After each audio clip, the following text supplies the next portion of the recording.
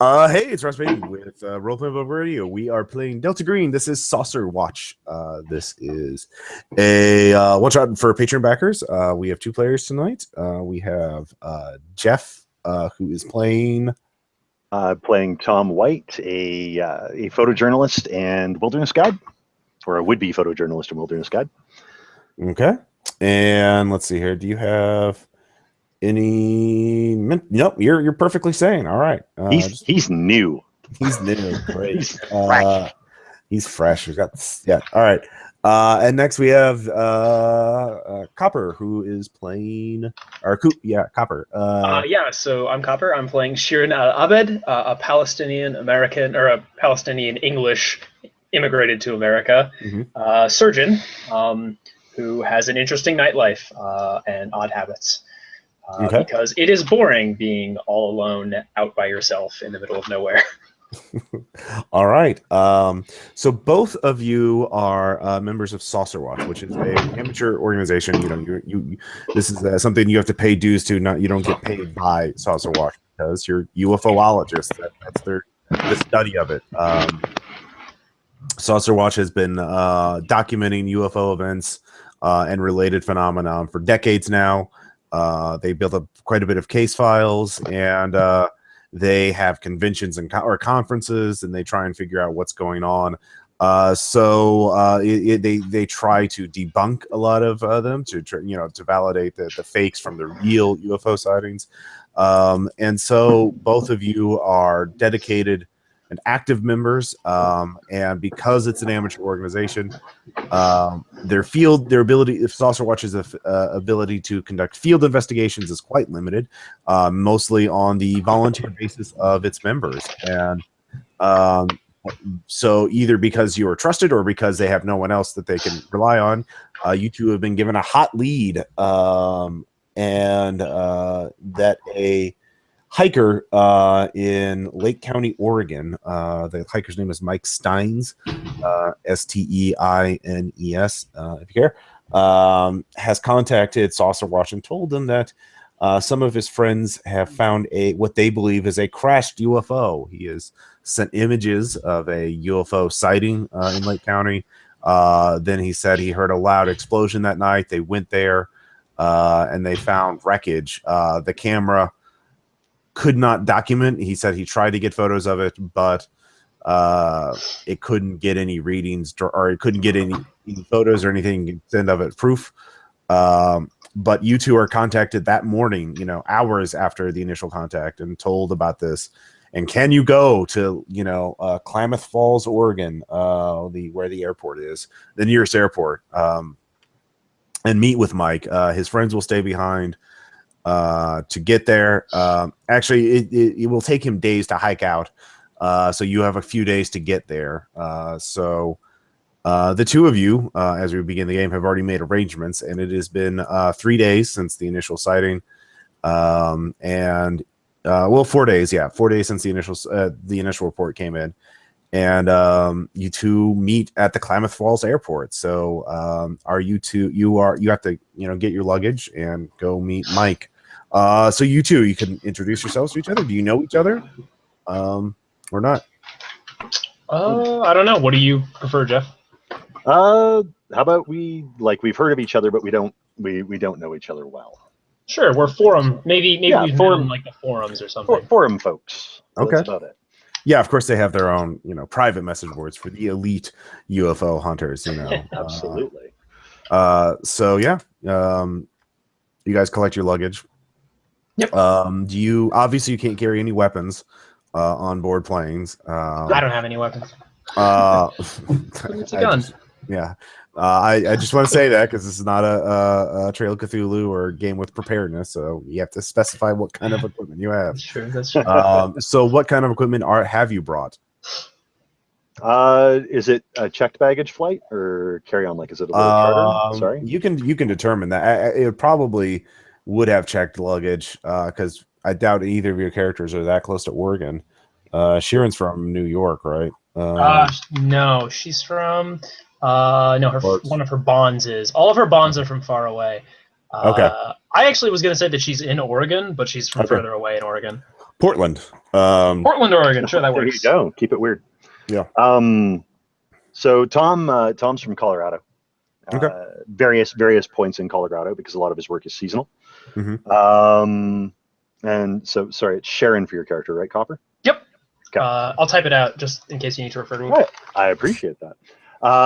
Yeah, Tom will have like a good hiking kit packed. So basically, he'll have a backpack packed and strapped that he can throw in the checked baggage. So basic camping gear like a bedroll, light sleeping bag, first aid kit, a decent camera, probably a couple of extra lenses, film and digital cameras. Okay. And like a Leatherman, a hatchet if you can have it in the pack. If not, then no worries. Check luggage, you could. Yeah, and like a utility knife also in the backpack, right? He's not going to try and bring that on a plane. All right. So, that's they won't let you bring shampoo. They're probably not going to let you bring a buck knife. So. All right, that's fair. Copper. What is Sheeran? So Sheeran, first aid kit. She has brought maybe like in the hopes of trying something different. She heard the camera didn't work, so she has one of those like the Kodak ones. You know, the things that they used to use before digital cameras were super cheap. What's that called again? A Polaroid? Yeah, just like a Polaroid camera. Yeah. It's Portland, Oregon. I think they probably have a lot of those there. Yeah. So she's got one of those. She Yeah. has a pocket recorder. She has a notebook, first aid kit, as I mentioned. She's probably got like a sharper knife in the first aid kit because she's a surgeon and always be prepared, I suppose. But first aid kit is definitely checked luggage. Hiking boots, just basic stuff. Okay. Sorry, we know it's going to be a couple days hike to get in there. Yes, 3 days to get there. Yeah, so some food and stuff in the packs too, I would imagine. It's special Portland food. It's a very remote area, very hard hiking, because of the winding paths and everything, dense forest and hilly countryside and all that. So, and then there's not many roads or even trails going to this particular area. So, you meet Mike at the airport. He has a sign that just says SW. So you two approach him, and he's a man in his maybe mid to late 20s. Got sort of obvious. He hasn't shaved in a while. He's not quite a beard yet, but obviously hasn't. Looks a little tired. Obviously he hasn't been sleeping much. He's kind of wired though. Kind of twitching a little bit, Sheeran, you're guessing this guy's staying up more through the force of will and energy drinks than anything else. Okay. So he says, "Oh, I'm so glad somebody could come. I mean, this. I don't want to speculate, but it was so weird. I can't even describe it. I've been trying to write down what I saw, but it's just my head's spinning. My friends are all out there, and there's no cell phone signal out there. Obviously, I couldn't contact you guys until I'd hiked at least. I ran as fast as I could to get a signal, and even then it was hard to get hold of you guys. But we can hit the trailhead tomorrow morning. It's a little late in the day to start now, and you should be rested up for it. And if you need to get any supplies for it, I can go over the map, go over our path. So he's just kind of rambling on at this point, walking you out to his car. You guys want to? I'm going to say to him, Mike, do you think perhaps that we should have separate cars? I do not want to inconvenience you on the return trip. Oh, yeah, if you want to rent a car, that's fine. I'm staying at the Sleep Easy Inn here. You could just meet me there. You could share my room. I could sleep on the floor, or if you want to get a room there, they're pretty cheap. Yeah. I'm gonna look at Jeff. I think I would prefer to likely get my own room. Jeff, I'm happy to give you a ride to anywhere you need to go. Tom will look at Sharon and say, "Well, sorry, Tom. It's Tom. Sorry. That can be a character. Why don't you book a room at the Sleep Easy as well? I'll stay with Mike. That way we can go over the maps and the hiking routes in case anything comes up. It's excellent. It sounds good. But when you rent the car, Sharon, if I were to give you some money, would you be willing to pick up a couple of walkie-talkies, a couple of decent short-range radios? More than happy to. Okay. That would be good. So, Tom, you're going with Mike to the hotel, right? Or okay? So Sheeran's going to be renting the car. Yeah. Okay. Because Tom doesn't have any money, or like very little. So right. Yeah, that's fair. So, Sheeran, you rent a car. I rent a car. Not too bad. So you're driving to. I'm gonna rent a pickup truck. Can I rent a pickup truck? Sure. Okay, cool. I figure in character probably like hoping to bring things back or something. Yeah. Oh yeah. Oh, good thinking. What if there's a mutilated cattle? A mutilated cow. That's a big animal. Or a whole UFO. I mean, Or yeah, I get there before the CIA. That's great. Yeah. So, Tom, do you want to talk to Mike about anything on the way to the hotel? Yeah. Well, on the way to the hotel, not so much. What do I want to? I had a couple of things I wanted to ask him about. So yeah, talk to him about like the hiking conditions, why him and his buddies were out on the trip, right? Like, were they going out to an area that's like known for activity, or were they just on a vacation? Try and get a feel for who he and his friends are. Because if we're looking at maybe debunking this, I want to know, like, are they a bunch of nutters? Okay. Like obviously aliens are real and they do interact with humans, but did they interact with these humans?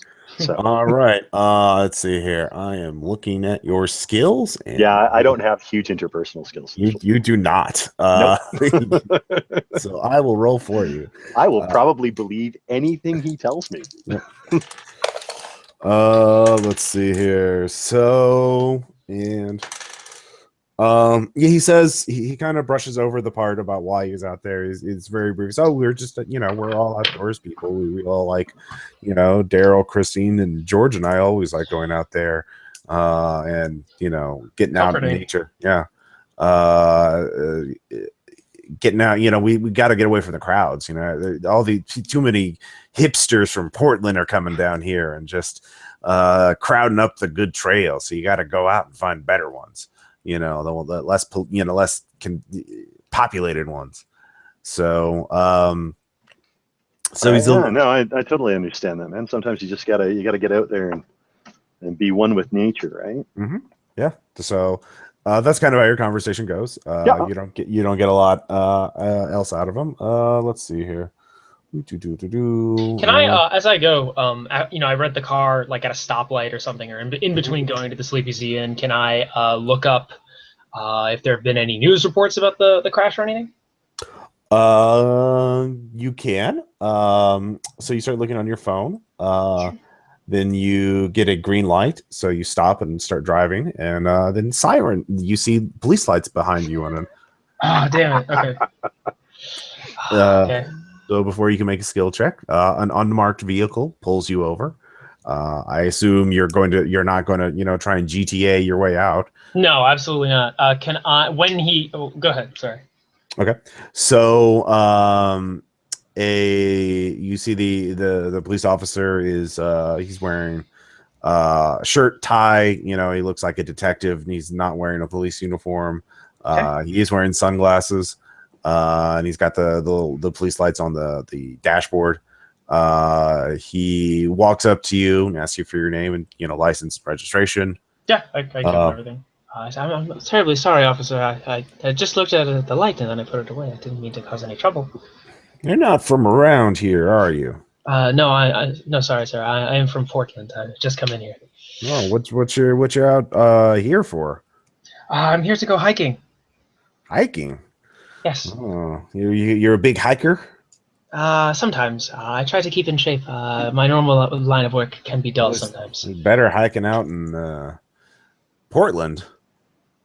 Is there? Yeah, there's lots of. You don't need to come. It's likely because I'm so close to the city. You assume there's nothing there. Can I roll persuade to just like assuage his fears? Or his racism, whatever it is. All right. Let's see here. You don't do very well. It's like, Great. put your hands on the license on the steering wheel. Yes, officer. Can You'll have your I? permission to search the vehicle. I roll bureaucracy. No, fuck you. All right. I know my rights. Okay. Oh God! Never start a conversation with a cop with "I know my rights." Never. Well, I mean, much more polite than that, but yeah. Do you just? I have bureaucracy. Let me see 70%. that cell phone of yours. Let's see why that's so distracting. Okay. You hand him the cell phone? Sure, yeah. Is it unlocked? Oh, goddamn, you topical son of a bitch. Yes, it's unlocked. Yeah, you don't have any computer science anyway, so yeah. Well, you do have SIGINT. You could have, but yes, 20% SIGINT. My tradecraft is impeccable. So, he looks at your phone, and he walks back to his car with your phone. Great. Let's see here. What are you doing? Are you just gonna, watch him as he does this? Yeah, I don't really have any options. All right. Let's see here. You're not going to turn this into a complete disaster? No, I'm not going to be like, well, I reached for the shotgun in my backseat. Ross is counting on us turning this into a disaster. No, I'm not. I am not. Trust me. Well, you make your sanity check for helplessness. I will say that. Hey, so do I get a check for helplessness, or is that no? You make it so you don't lose any. Okay. Oh no, I meant because of the incidence of sand loss without going insane. You haven't lost any. Yeah, you the check marks are when you fail a check. Okay, right. I just got that mixed up. Yeah, that's fine. He comes back after a minute. You don't see what he does with your phone. Okay. He hands it back to you and says, "All right, don't do it again." I won't. Thank you, officer. Your knowledge of bureaucracy, you actually realize he didn't say anything about getting a search warrant, about holding you. What does that tell me? He's not interested in me? That's the cop's standard response to oh well, if you're not going to give me permission, I'll just hold you here until I get a search warrant. Can I write down his badge number? I'm going to have to go AFK for a second. Does he have plates on his car, or is it entirely? Let's see here. Let's see if you can see it through your rear view mirror. You cannot see them. It's getting dark, and the headlights are. So unless you want to make it obvious that you're looking at his license plate, you need to drive on. Thinking. No, I think Sharon would probably just move on. All right. Yeah. I mean, she's a Palestinian in America. Yeah. So she gets walkie-talkies. Anything else you want to get the wilderness store? Cliff bars, stuff like that. Not really anything. You get more food. Yeah, food. Let me think. I have a water bottle. I like a water bottle, and I would like it to be filled with like a little one. I'll get a flask, and I want to put alcohol in it, like some kind of medicinal alcohol, sterilizing agent. Okay. All right. Yeah, you can get that. I only need to know if it's something unusual. If it's standard, like food, water, and medical supplies. Yeah. Okay. No, nothing unusual. Yeah. So I don't want you to say, well, of course I have a chainsaw. Of course I have a satchel charge. What are you talking about? Yeah. So you come back. You get there to the Sleeping Inn. You can get a room. It's a 2-story hotel. Mike got a room on the ground floor. You can get a room next to him or on the second floor if you want. Second floor. All right. So you do that, and you three can have dinner or make your plans. So Mike is pretty straight. He shows you the path. Let's see here. I will roll for Tom's navigation, and I dropped a die because I'm clever that way. It wouldn't be an RPPR game without dropping the dice. And yeah, it seems like it's a tough hike, but it's a pretty remote region that's not very well done. A good route plotted out. Yeah. And it's the kind of route that someone who knew what they were doing would plot. Yeah, as far as you can tell. Yeah. So these guys aren't amateurs. It's not like they went and got themselves lost out in the woods or something like that. Okay. He's not. You do notice that he's not telling you exactly where the where the trail ends, as he, he clearly wants to keep the exact he wants the exact location of the UFO. Nice. Well, he does keep looking around. Let's see. Do you have human, Sheeran? I don't. I haven't. You don't. Neither of you have human. All right. Wait. If I'm in the room, can I talk to him with persuade to get an idea of his mental sanity? No, that's literally what human does. That is literally what it is. Okay. Then, in that case, can I talk to him and try to figure out what happened to his 3 friends that he mentioned earlier? They're there at the UFO. They're guarding the site. Yeah, because they're just watching the site. Okay. Yeah. Yeah. I decided not to play a human lie detector this time. So, yeah, I thought it would be more fun. Skills. Yeah. You said straight horror. Yeah. And characters in straight horror are usually oblivious. So. Well, yeah, we'll test that. I have pilot 20% Ross. There better be a helicopter or a UFO I can fly. God, if you get to pilot a UFO, things have gone quite wrong for you.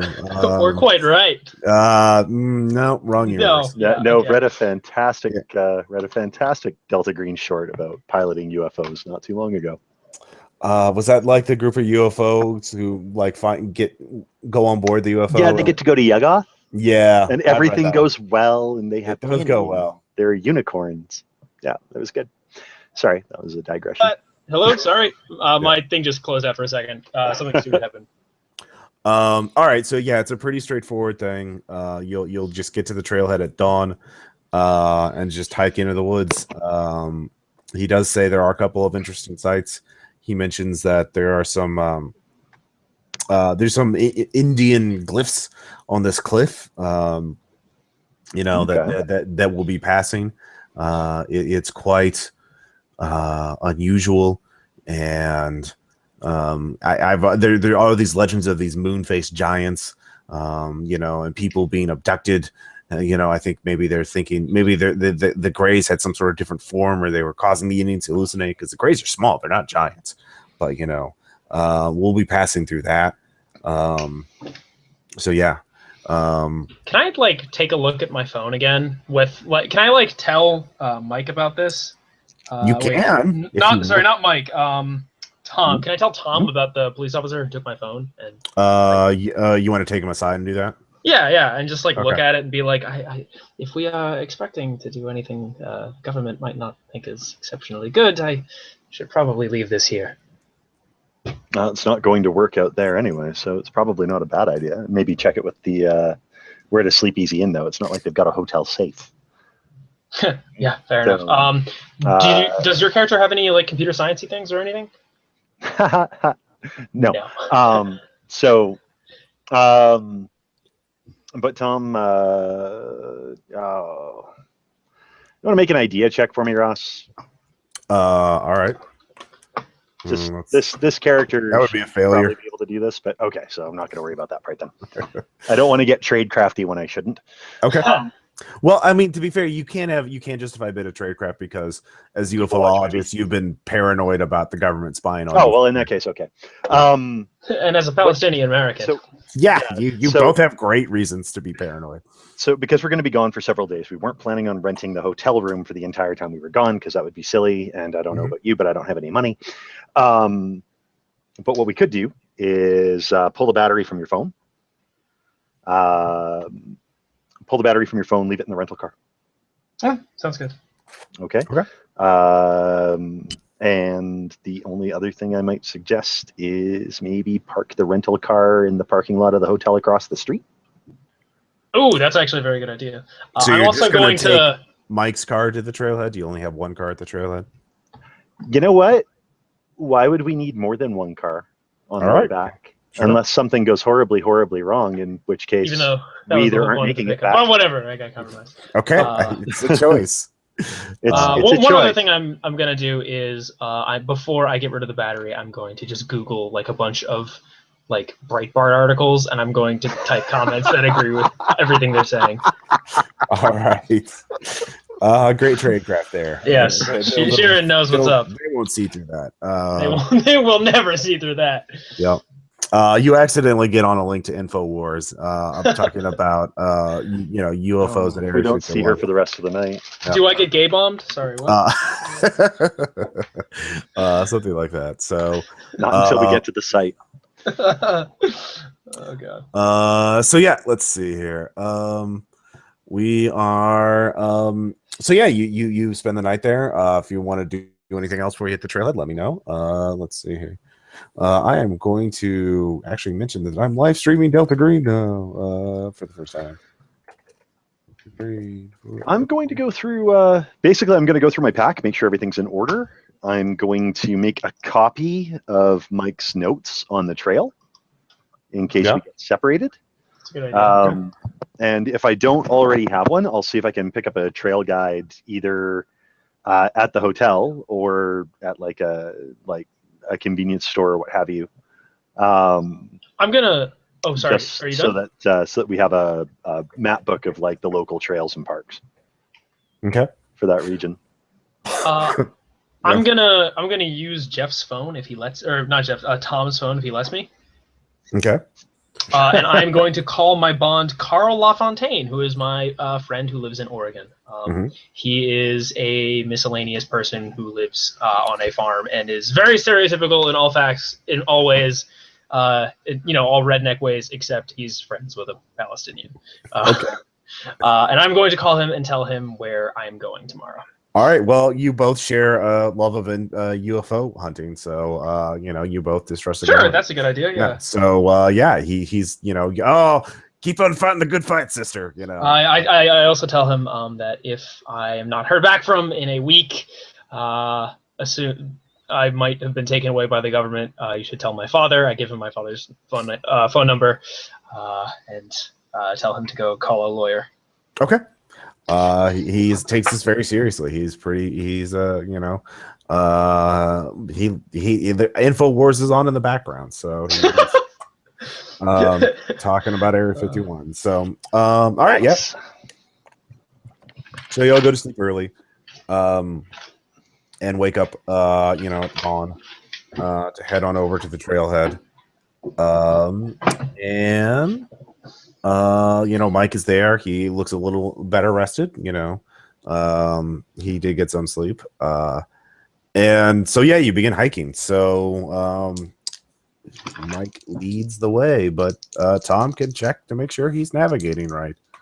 Let's see here. Yeah, I'll keep an eye on what we're doing, right? That's one of the reasons why I made a copy of the map last night. So he's going the right way, and a couple hours into the hike, you pass by a cliffside that has a petroglyphs on them. Does anybody have any skills like archaeology or anything? I have a 30 in history. All right, a 30 in history. I have a 10 in history. Those sure are carvings. I'll roll my 10% in history. I will take photos as we travel. That's a good idea. Those are. Well, yeah, Sharon, theirs are clearly fake. Those are, Okay. You rolled a 44. Those are fake. Don't waste your time with them. The one that says Tom and Sally forever was the tip off. But I'll take photos with both cameras, just to get an idea of the area, to document our route, to make sure everything's working to my satisfaction. Okay. So let's see here. I can give each of you, you'll either have to make a con ×5 or a dex ×5 check, because this is hard physical labor, or an athletics check if you have athletics. I have athletics, but my dex ×5 and con ×5 are better. Okay. So I'll take dex ×5. Which is 60, right? Yeah. Okay. All right. That is a 2. You're fine. You get through the day's hiking without problem. I'll take athletics. And you get a 84, which is a failure. Yep. So at this point, I will say you take get this up. You slide down some, as you're walking down a rocky embankment, you take 2 points of damage as you fall and slide down and scrape the hell out of your legs. Nice. Yeah. Can I use first aid, medicine, or surgery to heal him? First aid. What's your skill at? My first aid is 60, my medicine is 60, and my surgery is 70. So You don't have surgery's a little much. I'm better at surgery than I am at. It's scrapes, not compound fractures. It takes you some time, but yeah, you're able to heal back 1 damage of that. And okay. So you've taken a total of 1 damage so far. All right. So yeah, you made good progress. You had a full day of hiking. Mike is, talks about the nature, the beauty of the Oregon wilderness. You don't Is Mike see a regular on the Saucerwatch forums, by the way? Let's see here. What skill would you use to figure that out? I have no idea. Let's see. Search. I would allow actually bureaucracy. Bureaucracy would be good. That would definitely be the bureaucracy of Saucerwatch. So you do not recognize. Oh wait, no, your bureaucracy is 70, right? Yeah. Yeah, my bureaucracy is off the chisang. He is a recent member. He's only joined in the last. He joined last year. You looked up his user date and everything. He's only made a couple of posts. He claimed to have seen lights in Oregon County or in Lake County last year. Okay. Is there anything suspicious about him? Does he have a history of pushing fake stuff or anything like that? No, like I said, he only has a handful of posts. He saw this and asked if anyone would help him go check it out, and no one responded to him. And then there's this. But he said he was really fascinated by it. He was sure that the UFO landed out there. What about his friends? Gerald, George, Christine? They're not members of Saucerwatch, as far as you know. Okay. Sounds good. You could ask him if they're members of Saucerwatch. Yeah, I'll ask him. I'll be like, as we're walking, I'll make conversation. I'll try to get more information about his friends. All right. He gets what? Well, you fail that persuade check, so. Yay. He's like, why do you want to know so much about them?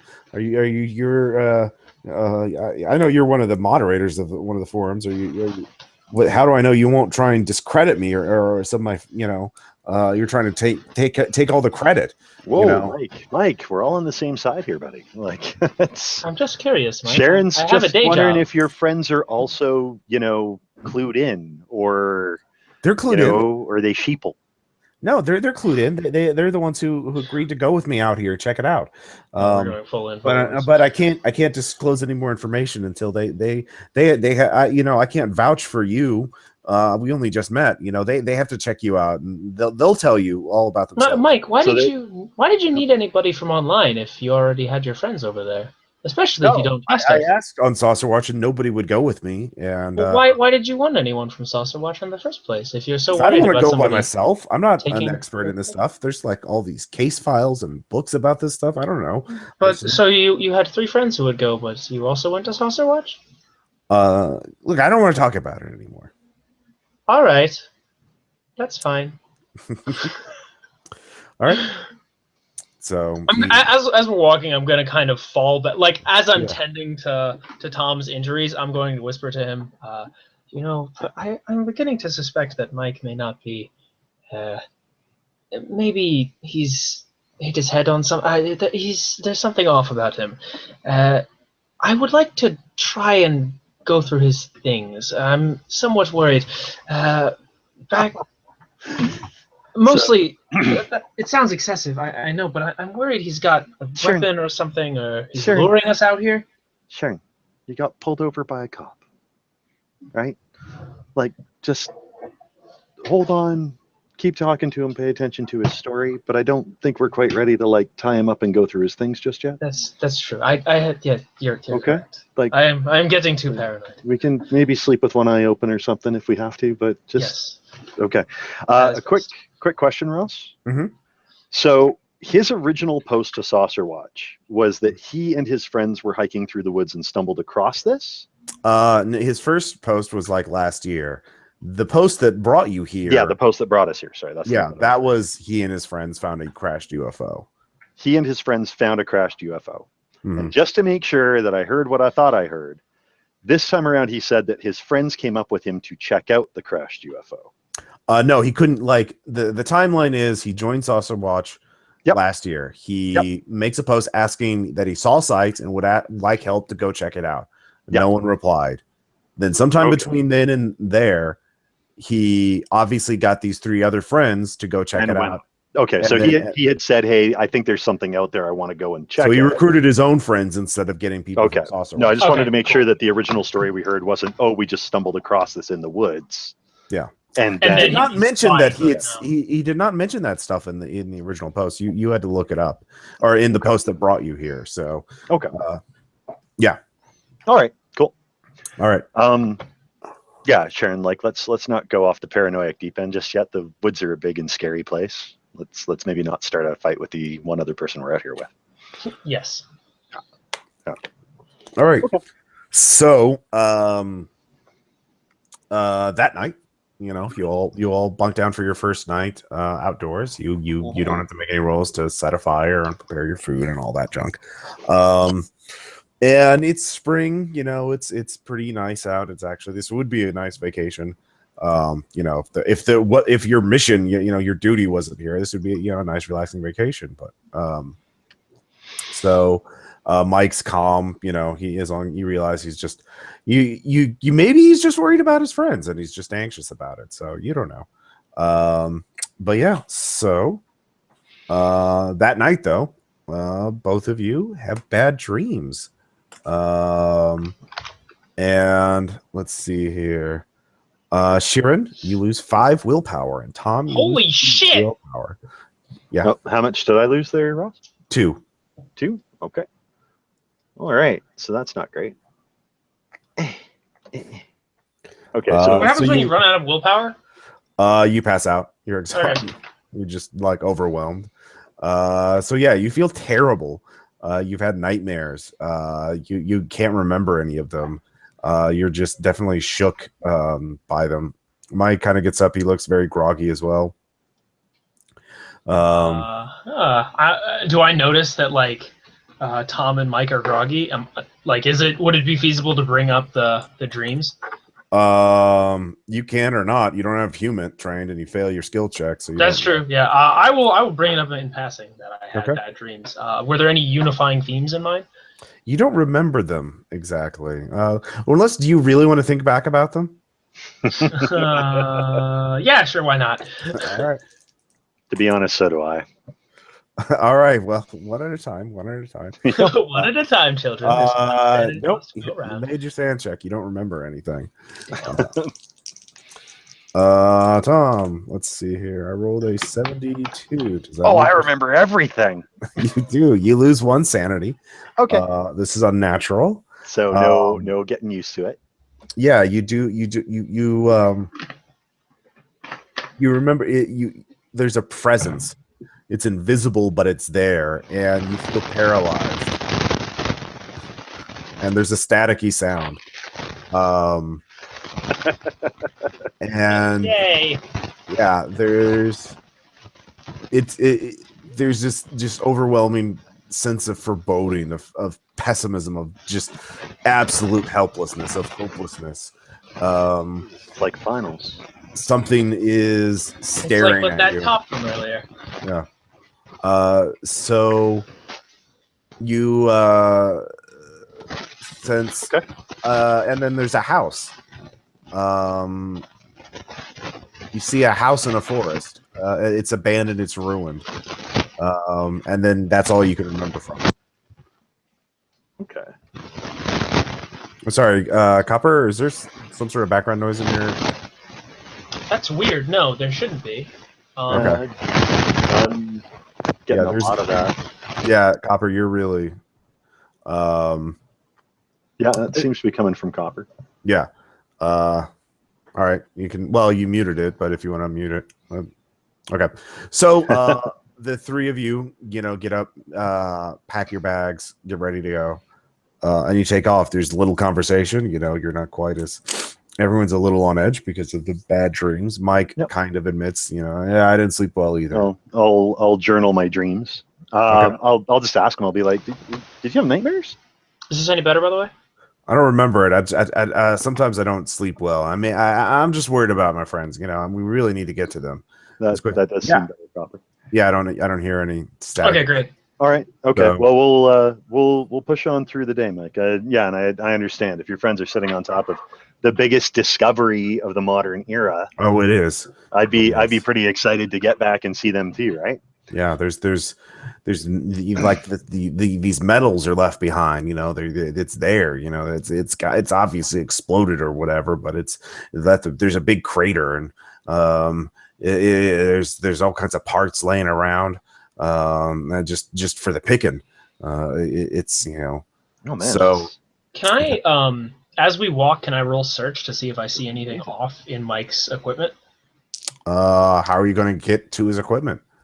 Just like looking in his pack and stuff like that. Just Well, like looking at his pack, not like going. That would be through alertness. just like as we walk. Search requires you to actually get hands on. Okay, all right, never mind. That's but fine. alertness, you'd be able to observe. Yeah. What's your alertness, Oh. Tom? Sorry. It's holy. Mine is base, but I'll roll it anyway. 70. Oh wow, shit. Okay. All right, Tom. Yeah, you do notice. Mike's pack. It's definitely there's some stuff in the pack that he didn't take out last night. You know, there's definitely some things he didn't use. So you can't tell what it is, but there's some stuff that, you know, and if you're a long range hiker, you usually, you know, why are you carrying around stuff if you aren't going to use it at all? You don't carry a pound you don't plan on using. So yeah. Okay. I'll just I'll make a note to try and get a look in, like to try and get a covert look into his pack, like not to handle it, but like when he's taking stuff out, try and put myself in a spot where I might be able to see what else is in it. All right. High or when we low? make camp tonight. Okay. During you make camp tonight. Okay. Yeah, when we make camp. Okay. Yeah, because if we bust it out during the day, then you know we'll get to see what it is right away. Okay. Do you share that with me? That there's something in there? Not yet. I know Okay. you're suspicious of his equipment though, so but I mean there's only 3 of us on the trail and it's probably pretty quiet out here. Yeah. So it's You don't gonna want be to hard to have a private conversation without the guy who's already freaking out. So Fair enough. So you continue on. You get into more of a forested area. The trees are very dense here. You lose sight of the sun, and it gets to be more of an overcast day. Cools down a little. And in fact, as you're getting closer, as you're marching through the forest, the tree cover becomes denser and denser until it's almost sort of a twilight gloom.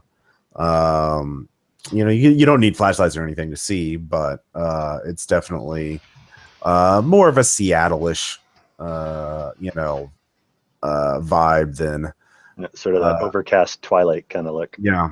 And in the distance, Tom, you all see it about the same time, but Tom, you have an incredibly intensely strong feeling of deja vu because there's the house that you saw in the dream this morning. You were sure you saw it. In fact, you sketched it out a little bit.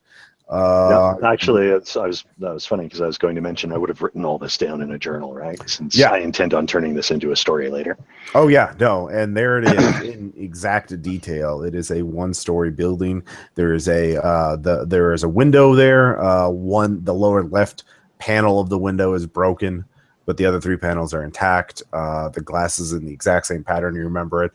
There's moss growing on one side of one of the planks near the floor or near the ground. And yeah, Mike kind of looks at it and you both can, let's see here. Yeah.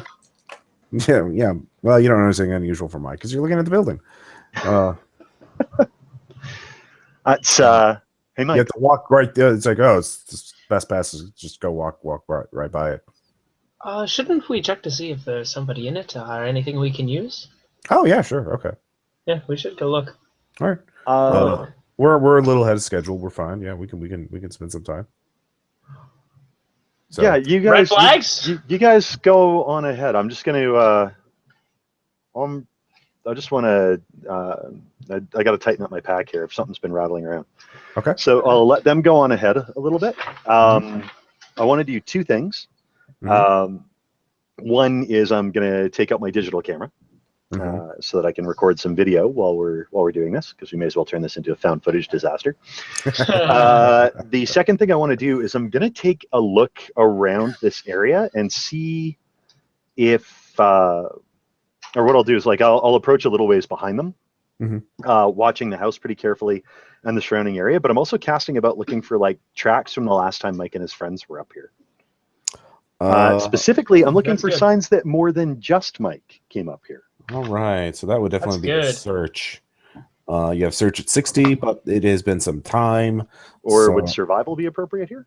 Survival, yeah, you could do that, but I'm going to have it because this is... Yep, it's been a while, and it's been a while, and there are leaves, and, you know, it hasn't rained, so it's not like at a, you know, super, super bad, but all right. So you search... and you do not notice anything. You do see deer tracks. You know, there's deer in the area. That doesn't really surprise you. Yeah. But Sheeran, you go on up ahead, and then of course you take the photos and video. Yeah. As you're saying. So Sheeran, you go up ahead. I'll approach. Yeah. So you're up ahead with Mike. The door is wide open. It's only on one hinge. This house looks. I'm gonna like look in the windows first, shine my flashlight in like, you know, on the inside a little bit. Okay. There's only like a rotting couch, but you smell a whiff of something that you, because you're a medical professional, instantly recognize. It's a decay. It's the smell of decaying flesh. Probably. Oh boy. Okay. I'm gonna brace myself. I'm gonna look at Mike and say, Mike, you should stand back. There might be something in here. Huh? What? I think maybe. Does it smell like human flesh? Well, you're. Well, I only know the smell. I don't know like what deer. Okay. Yeah. Well, if you're an outdoors person, you probably come across corpses before. And if you're a ufobologist, you probably, you know, studied. Yeah, I have chemistry and biology. Yeah. And I have. Oh yeah, if you have biology. Actually, I'll give you a biology check. Yeah. What's? Okay. Oh yeah, you make that. Actually, you can identify the smell. It is human. It's someone who has been dead long enough that they've mummified. Oh God. Yeah.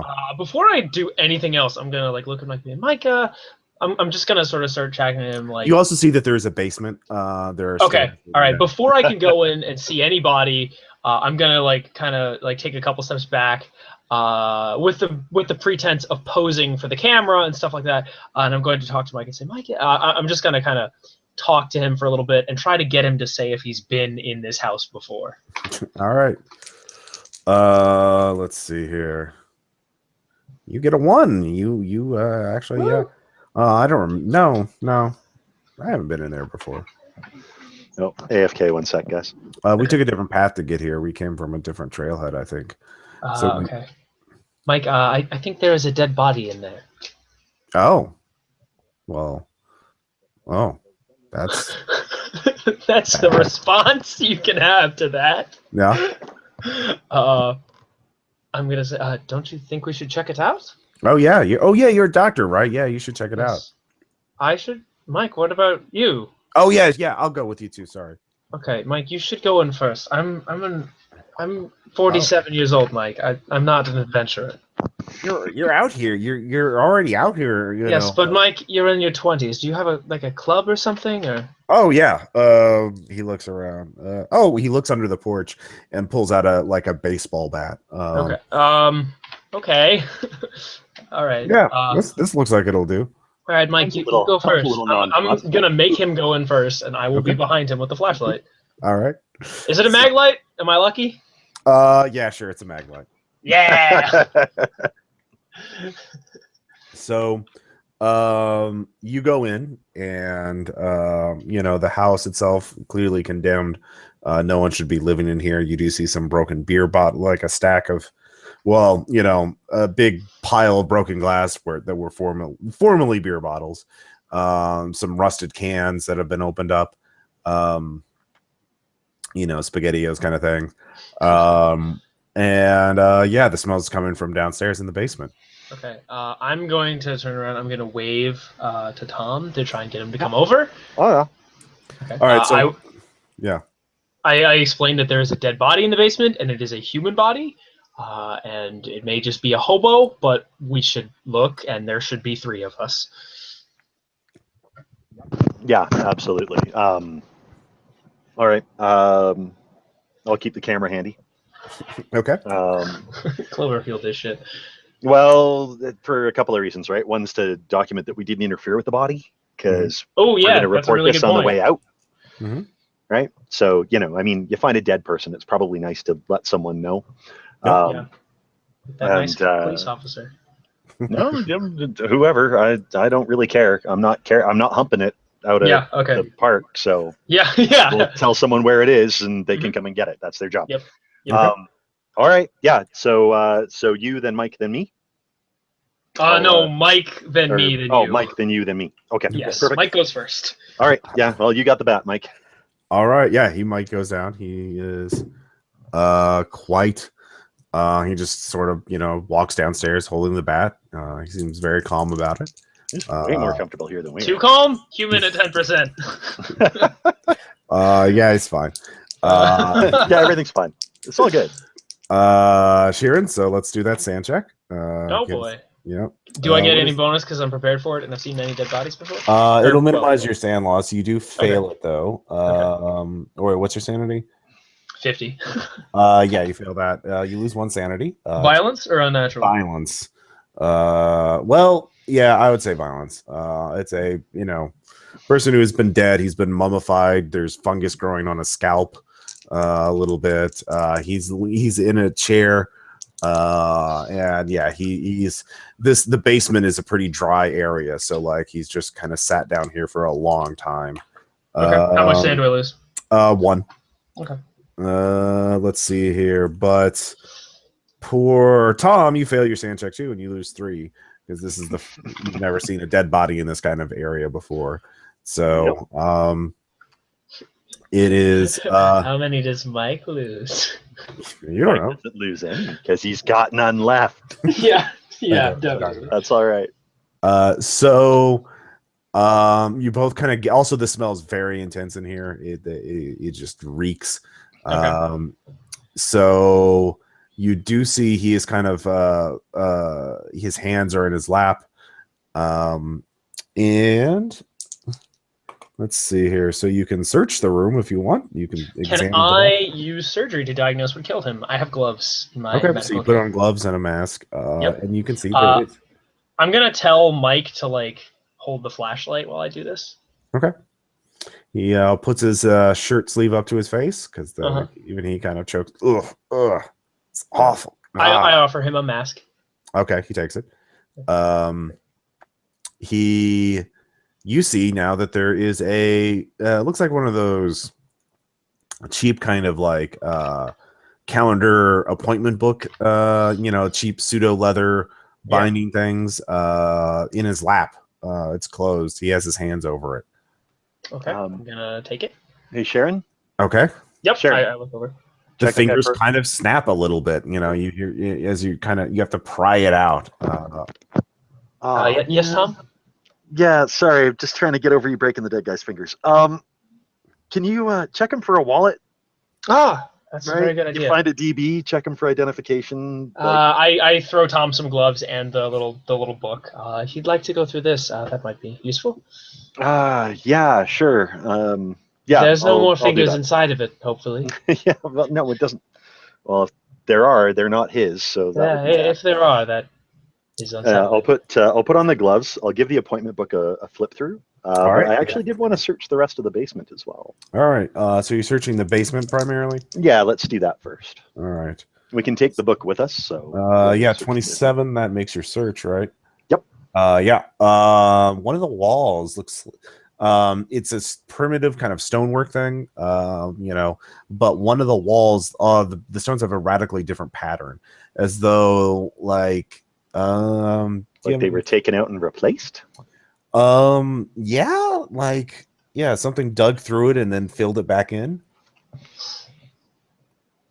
Okay. Or that there was a tunnel there and someone filled it in. Or I'm going to take a couple pictures of that. Okay. And then I'm going to say, hey, Sharon. Yes. What's Mike, going on? When you're done with that guy, I have something I'd like to show you guys. Absolutely. Have I found out what killed him yet? Let's see here. What is your skill? I can use surgery, medicine. Surgery is 70, medicine 60. Definitely not surgery. Medicine 60. You don't have forensics either. No. You can't tell the body's heavily decomposed.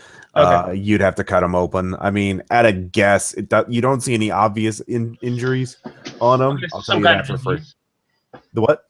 Some kind of disease would be my guess. Disease. The corpse was in terrible shape. It wasn't like the guy looked kind of wasting away even before he died. So, you know, it might have been natural causes. It might have been he might have been choked to death. You're not a forensics expert, so you can't say for sure. And the body's heavily decomposed, so it's partially mummified. So okay. He's wearing cheap. I'll go over. He's wearing cheap thrift store type clothing too, by the way. You know, very shabby. Tom, you can explain what you found. We look at it. Is there like a sledgehammer or something that we can use? Yes, I will explain what I found. Yeah. And 1 sec here. Sorry. But before we start fiddling with the wall, let's take a look through this appointment book. So, Mike, Sharon, let's flip through this, and then we'll deal with that terrifying implication over there. All right. Do either of you have a cult? No. Okay. No. All right. Do you have any kind of skill that would help analyze the writings of a person who is, not entirely sane? Bureaucracy? No. This character is really not overly academic. I have spent a lot of points on medical skills. That's fine. That's fine. You can't do everything. So you read. It looks like, you know, someone who's suffering from schizophrenia, maybe, or something. It's disordered. It's, you know, there's a note of the temperature every day. Wow. There are weird symbols in it throughout in the middle of the writing that look, well, you don't exactly place them. But it's almost like he's using them as substitutes for words. Is your guess, or maybe he's just super dyslexic and he thinks it's a word. Then the last few entry, there's repeated calls to it out there. It's waiting for me. Went to town, out of money. You know, it'll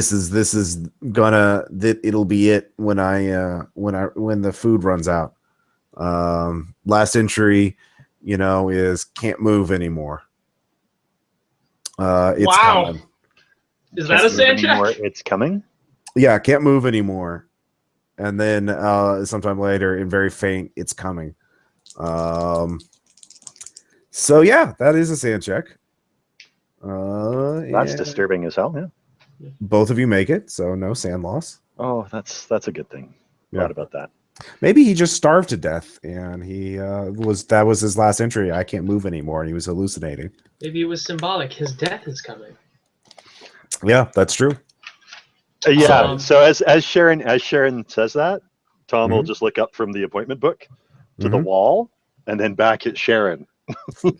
I take my flashlight back from Mike, and I'm gonna go tap the wall with the flashlight to see if it's loose.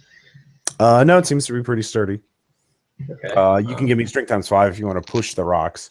Sure. Personally, okay. 50%, whatever. I'll do it. All right. I'll help. Rock pushing. All right. You get a 55, which is a critical failure. A rock falls and breaks one of your fingers. Oh, wow. You take 2 points of damage. Okay. Can I set it with medicine? Yeah. -10 because it's your own hand. Because it's my medicine hand. Yeah. What's your medicine at? 60. 60. You fail it by 1. You scream and oh god, this is your finger. This is your operating finger. That's another sand check. So that's 1 sanity for helplessness. Okay. I could have helped you with that. I'm actually decent at first aid. Oh yeah. If you want to help, by all means. So you're rolling first aid. What's your first aid at? Sure. 50. 50. Let's see here. What is this? That is a 50 exactly. All Nice. right. So you get a hit point back. Yay! My But surgery finger will be okay. yeah. Hopefully. Well, hopefully. Yeah, it's totally filled in. Whatever it is, there's no hidden wall or anything behind it. It just goes into dirt, or into the ground. It seems to be the tunnel, whatever it was heading down at a downward angle, at a downward slope. That's creepy. Okay, but when we pull out a few of the stones, it's filled in. Yeah. But like filled in, loose earth filled in. As like it's like bedrock or something that's like filled in, like it's gravel. It's very dense. Yeah. Okay. I'll take like a little sample jar of that. Okay, sure. All right. So, do you want to keep pressing on? I don't know. Yeah, maybe. What do you got? I'm gonna turn to Tom and Mike. I think we should maybe alert somebody to this body. No wallet or anything on the body? Nope, no wallet. Do you think we should press on, or it's a day and a half hike out, Sharon, or it's a we might as well see, or it's a day and a half up to the site, and he's not getting any deader. This is true. Mike nods. He agrees. Yeah. Yeah. So why don't we do this? And if nothing else, maybe we can help a family find someone that they're missing when we come out, even if the end of this trip doesn't pan out. All right, that sounds good. But if we are going to take that book, we should put it in a bag. Dead bodies can carry all sorts of diseases. I have some plastic bags in my pack, so I'll drop the book into a plastic bag. Mm-hmm. Mike, stick that in my pack. Mike, this man, he's been dead for quite a while. Are you from these parts? I'm from Montana. I've never seen the house before. You wouldn't have seen anybody matching the description in the weeks before you came here? No, I don't recognize. I don't know what he would have looked like when he was alive. That guy looks like a monster. Fair enough. I'm not bone stock, but I think this guy's been dead longer than Mike's been around here. That's a very good point. Mike, what did bring you into town, by the way? Work. Huh. Work. What do you do? I'm between jobs right now, but I worked at I worked at a what's it called? A place where you call people. Oh, a call center, yes. Yeah, yes. A call center, yeah. Yeah, a friend of mine works at a call center. If you're interested, I can probably get you set up with something at the hospital. They're always needing new hands. I don't need your charity. Okay. You don't have to take my charity either. Not about charity, Sharon. All right. Well, this place is creeping the fuck out. Yes, well, let's leave the. Maybe I can get a job. I don't mean to be. I'm worried about my friends. Yep. And we are going to go and find your friends, Mike. Let's go let's go and find your friends. All right. Tom, what's your current sanity? 56. Okay. 1 second. 56. 56. Sharon, what's yours? 48. 48. Okay. Yeah, you haven't broken me yet, Ross. Look, man, it's not over. It's coming. Oh, I know. It's just getting started. Yeah. All right. Let's see here. All right. So it's coming now. You come to a creek, and it's twilight, and both of you realize that it was midday only a few seconds ago. Nice. That's so as UFOologists, you are both aware of the phenomenon of missing time. You both failed your sand checks. So, weird. Yeah. So that's you both only lose 1. Weirdly, I'm okay with this. And Sharon, you as you're looking around, you see the creek that you it's very shallow. You can easily cross it. Mike is there, and then you notice your hand. You kind of instinctively go to touch your broken finger, and you look at your hands and they're covered in dirt. Biology or chemistry? Was I burying a body? What was I doing? No, your hands were you used sanitizer after you examined the bodies, and you were wearing gloves. You don't remember your hands are dirty, like covered in dirt, like you've been there's dirt under your fingernails. Is my finger okay? It's still broken, but it looks like you've reset the splint for it. What the fuck? Yeah, I guess that's another sand check. Am I also dirty? No, you don't notice anything unusual about yourself. I'm gonna mention this. That's another. It's another sanity for you. One at a time. Yeah. So yeah, Mike kind of stops. He's like, "Yeah, we can. We're not too far from it." Were either of these helplessness, by the way? They were both unnatural. Oh, okay. Yeah, missing time and strange artifacts would be unnatural. So, but I noticed this about Sharon as well. That would be unless is she bringing it up? Yeah, no, I'm bringing it up. Oh yeah, Oh yeah. Shows her hands. Okay, well, and I already realized we're missing time, so yeah, you both realize that. Mike doesn't look perturbed. He looks like he. Well, you both. Neither of you have humans, so you're like, yeah, he looks normal. Well, he looks like it's the most normal thing. Are his hands dirty? Let's see here. His hands are dirty. Mike, Oh yeah, ugh, I must have. He starts washing them in the creek. How far are we Mike, from the? While we were digging back there, do you know what we were trying to get out? Huh? What? I don't remember that. Hey Ross. Yeah. Navigation. How far are we from the house? Ooh, really good question. That's a really good idea. Good like stuff. relative, because remember I picked up those trail maps and things like that. You so did. I'm You try take to orient just a to where minute. we are. You actually look around and orient yourself, and you're only about 2 miles from it. So we lost the intervening distance and a few hours. Yeah, you've lost 2 miles and 5 hours of time. It's 5 hours. Fuck. Okay. I'm gonna like chat with Mike pleasantly while I wash off my hands, roll persuade, and try to see if he also lost the time or if he remembers things. You talk to him. He doesn't seem to have realized you have missing time. And unless you want to deliberately bring it up, he just thinks he must have touched a tree while he's walking and got his hands. I will deliberately bring it up then. Okay. What the fuck? What? Okay, so how are you bringing it up? I was saying, Mike, I don't remember the last 5 hours. What? We were hiking. We were hiking. That we were just. I don't remember anything after the body, Mike. No, no. We got out and we walked, and we're here at the creek, and we're not that far. We can get to it tomorrow. I don't know why my hands were this dirty, Mike. I don't know what's happened. I don't know. I wasn't looking at your hands. Did anything like this happen to you or your friends when you came up here? Oh, you failed that. No. Did I get an 11? No, you did not. That would have been a critical failure. Or no, yours is at 20. Yeah. You've got a 70. You rolled a 70. So yeah, you do not figure it out, and you fail your persuade check. He's like, I don't want to talk about it. We're close.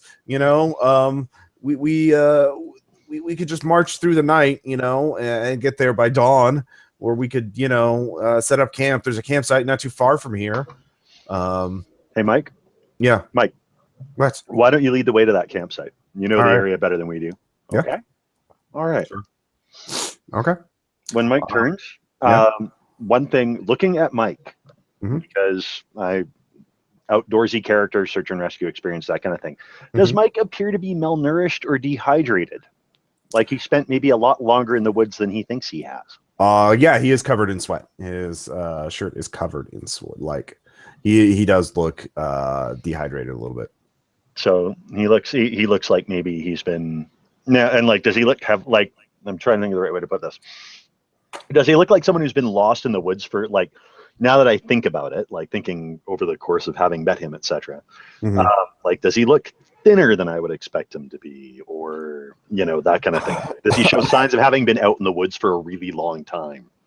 Not exceptionally long. Okay. But he does look like he's been, doing physical labor. Yeah, through the ringer. Yeah, for all day, like for the last several hours. So he's worked up quite a bit of sweat. And So, I yeah. don't have dirt on me. No, your hands are not dirty. Okay. All right. Okay. Well, cool. Yeah, let's go to this campsite. Okay. So you get to the campsite. You set up camp again. Mm-hmm. Are you doing anything differently? I should know. There are a couple of things that I want to do. One was the trying to get a peek into Mike's pack. Okay. Yes. So I'm not going to like manhandle his pack. I just when he's opening it and pulling out his bedroll and stuff like that, I want to position myself so I can see into it, get an idea of what's in there. Can I roll persuade to assist by talking about the hospital and like pressing Mike on? Oh yes, this is how the job would go. Blah blah blah blah. All right, yeah, you managed. If you are actually interested, yeah. Yeah, you can coordinate that. You can kind of pick up on Tom's intentions. Yep. And so you look into the pack. There is a something wrapped in a cloth at the bottom of his pack. It looks boxy, but he does not take it out of the pack. It looks. The cloth appears to be like canvas or something. Okay. And the box itself is like cigar box size. Yeah, cigar box size. Not identical, but similar. Okay. So that was thing number one. Mm-hmm. Thing number two, at some point while Sharon and Mike are doing their thing, I'm going to like excuse myself from the fire, and I'm going to set up the digital camera to record our campsite. Okay. While we're sleeping. That's good. And I'm gonna hide it as best I can. All right. What skill are you going to use to hide it? What would work here? Survival would work because like setting up trail cams is basically what you're doing. So yeah. So we'll go with survival. That's cool with you. All right. What's your skill on that? 70? 70. Yep. Yeah. All right. You do a good job. You have a trail cam.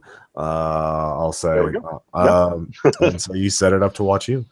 All right. I set it up to watch the site, and then I guess the one other thing I'll do is if I can get a private moment with Sharon, possibly when Mike goes to use the latrine, I'll say we should probably try to take shifts as far as sleeping goes tonight. I agree. That sounds feasible. So, do you want the first half of the night or the second half? I will take the first shift. I have trouble sleeping sometimes anyway. All right. Okay. I'm going to get a surgical blade out of my medical kit. Okay. I specified I have a surgery kit. Yeah. No, I'm not. Negating it. I'm not. Well, I'm old and I'm fed up. I'm just picturing this scenario ending with some very neatly murdered people out in the middle of nowhere. Yeah. Well, either that or at some point I'm going to ask Ross, hey, Ross, can I use surgery to attack somebody with a scalpel? That is kind of the error in school of, can I use computers to persuade someone I'm really good at computers? Yeah. So. But it's the same, right? It's just cutting into somebody's body. All right. So. When they're anesthetized and restrained. You guys can roleplay doing campfire talk for a little bit. I will be right back. Okay. All right. So Tom, what got you interested in Saucerwatch in the first place? Well, that's I've spent most of my life outdoors, did a lot of hunting and hiking, and you see strange lights in the sky, and you spend some time in the library and start reading about UFOs. And then I did a stint in Yellowstone as a volunteer search and rescue guy. Oh, that's excellent. And yeah, well, I mean, it's mostly just lost hikers, right? Like folks who just they couldn't find their ass with two hands and a flashlight. And then one day we get called to a site. We come out, and these three people had just up and they disappeared, right? Like, so their tents are set up, their packs are still there, coals are still warm, and whatever. Maybe they wandered off and got lost. Maybe they fell off a cliff. I don't know if you heard about this, but some guy hot potted himself to death in Yellowstone a couple of years back. My God. So people go out in the woods, they get high, they do stupid things, right? But yes. The thing is we searched the whole area, and we don't turn up any tracks. And the dogs just keep circling back to the site over and over and over again. And so, you know, we do our thing. We do a grid search. We're out there. The helicopter boys are out doing their thing. Goddamn fly boys. And then the parks guys show up, and there's these two guys with the parks guys, and they're like, nope, we found them. It's a straight up disappearance. You know, don't worry about it. And I didn't think too much of it at the time, but I'd photographed the site because I was taking this community college course on photojournalism, and I'd taken pictures of everything, right? And so a couple of weeks after these guys show up and they say the hikers have been found, I'm going over the pictures, and all the debris in the campsite was arranged in a spiral out from the fire, right? And like I said, we never found any tracks that led away from the site. And then I find out a couple weeks after that the hikers weren't ever found. So, you know, and ever since then, I kind of got swept up in the culture, right? Like the grades and the whole like trading American citizens for technology thing. And I mean, half of it's got to be bullshit, but man, there's this pair of books called Missing 411. You got to check this out. There are hundreds of disappearances on federal land, and they never get reported, or rather, they get recorded, but they don't get reported. Wow. And amazing stuff. Yeah, you should totally check it out. That's very interesting. I must do that. If you have that book, I will certainly borrow it from you when we get back. Yeah. All right. So that's how the conversation goes. So both back. of you, con times 5. Let's see how good you can keep up during the night watch. So who's taking first watch? Me. Sharon. Con times 5. 55. 55. All right, you make it. Hey, Almost Ross. sneezed. Yeah. You went out for a second. Sorry, what did you say? Yeah. Sorry, I thought I was going to sneeze, so I muted my mic for a second. Oh. So, but I didn't need to. So yeah, you make it. But high or low? I'll say high. High. Well, I rolled low, so you're the first one to see it. You see lights in the sky. You see 3 lights hovering off in the distance, stationary. You make like, sand. One sand. Whittling away at it. Yeah, these are UFO lights. You instinctively recognize your heart sinks at the bottom of your stomach. You're just it's there it is. Yeah. I take a picture with the Kodak camera. I'm gonna shake people awake too if I can wake them up. So Tom, you wake up. You see the lights as well. Okay. Let's see here. You fail that sand check. Weird. Yeah, and that's 2 sanity for you. Okay. It's almost like you failed because you just told the story about people getting abducted by aliens. Yeah, from a campsite in the middle of nowhere. Yeah, weird. And so you're a little far more nervous. It's unrattling. They just hover there for a moment, and then they kind of rotate. They're forming a triangle as they sort of. The triangle seems to rotate 90 degrees, and then flips around, and then they after an eternity, a few seconds, they just fly off at impossible speeds. While this is going on, is it possible for me to so I have a game cam set up watching the campsite, so I'm assuming I have like a digital and a film camera as well. Okay. I want to get what I'll do is I'll hand the digital camera to Sharon and say she's already taking photos. Okay, perfect. In that case, what I'll do is I'll take some photos with the film camera as well. Okay. And that, like, I'll what I will do is, as much as possible, try and situate the shots so that they will be as hard as possible to debunk, kind of thing. Okay. So I will try to make sure that there's other objects in there for scale, or that that kind of thing. Yeah, photojournalism. I'm trying to take good photos of something that people normally don't take good photos of. 49 out of 50. Yeah, you take some good photos of it. Well, if I survive and get the film back, maybe it'll turn into something. It will. Like me hanging myself somewhere with the help of Delta Green. Yay. Nice. So yeah, that happens after a bit. Everyone stares at the sky for minutes or a few seconds or minutes after they leave, and before looking back at each other. And Mike says, "Do you guys really think you'll get any more sleep tonight, or you just want to?" Yeah, no. You know what, Mike? Fuck it. Let's make our way to your friends. Yeah. All right. So that costs both of you 1 willpower. Okay. And we haven't doing regained great. the willpower we lost earlier, right? Yeah, you have not. You have not Okay, taken any time to rest. Nope. Yeah, you have been pushing it. So, yeah, you continue on in the night. Let's see here. Let's give another navigation check. See how well you're navigating.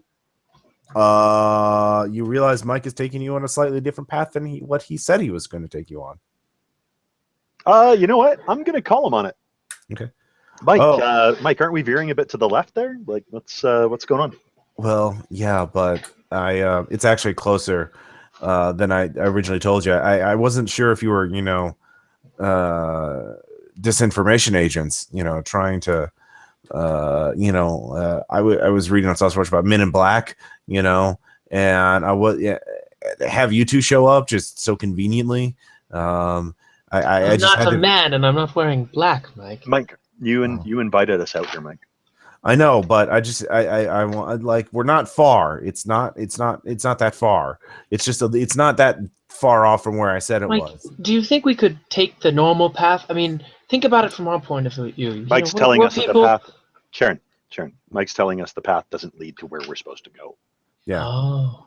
The destination's it's a couple miles closer than what I said it was. It was a decoy.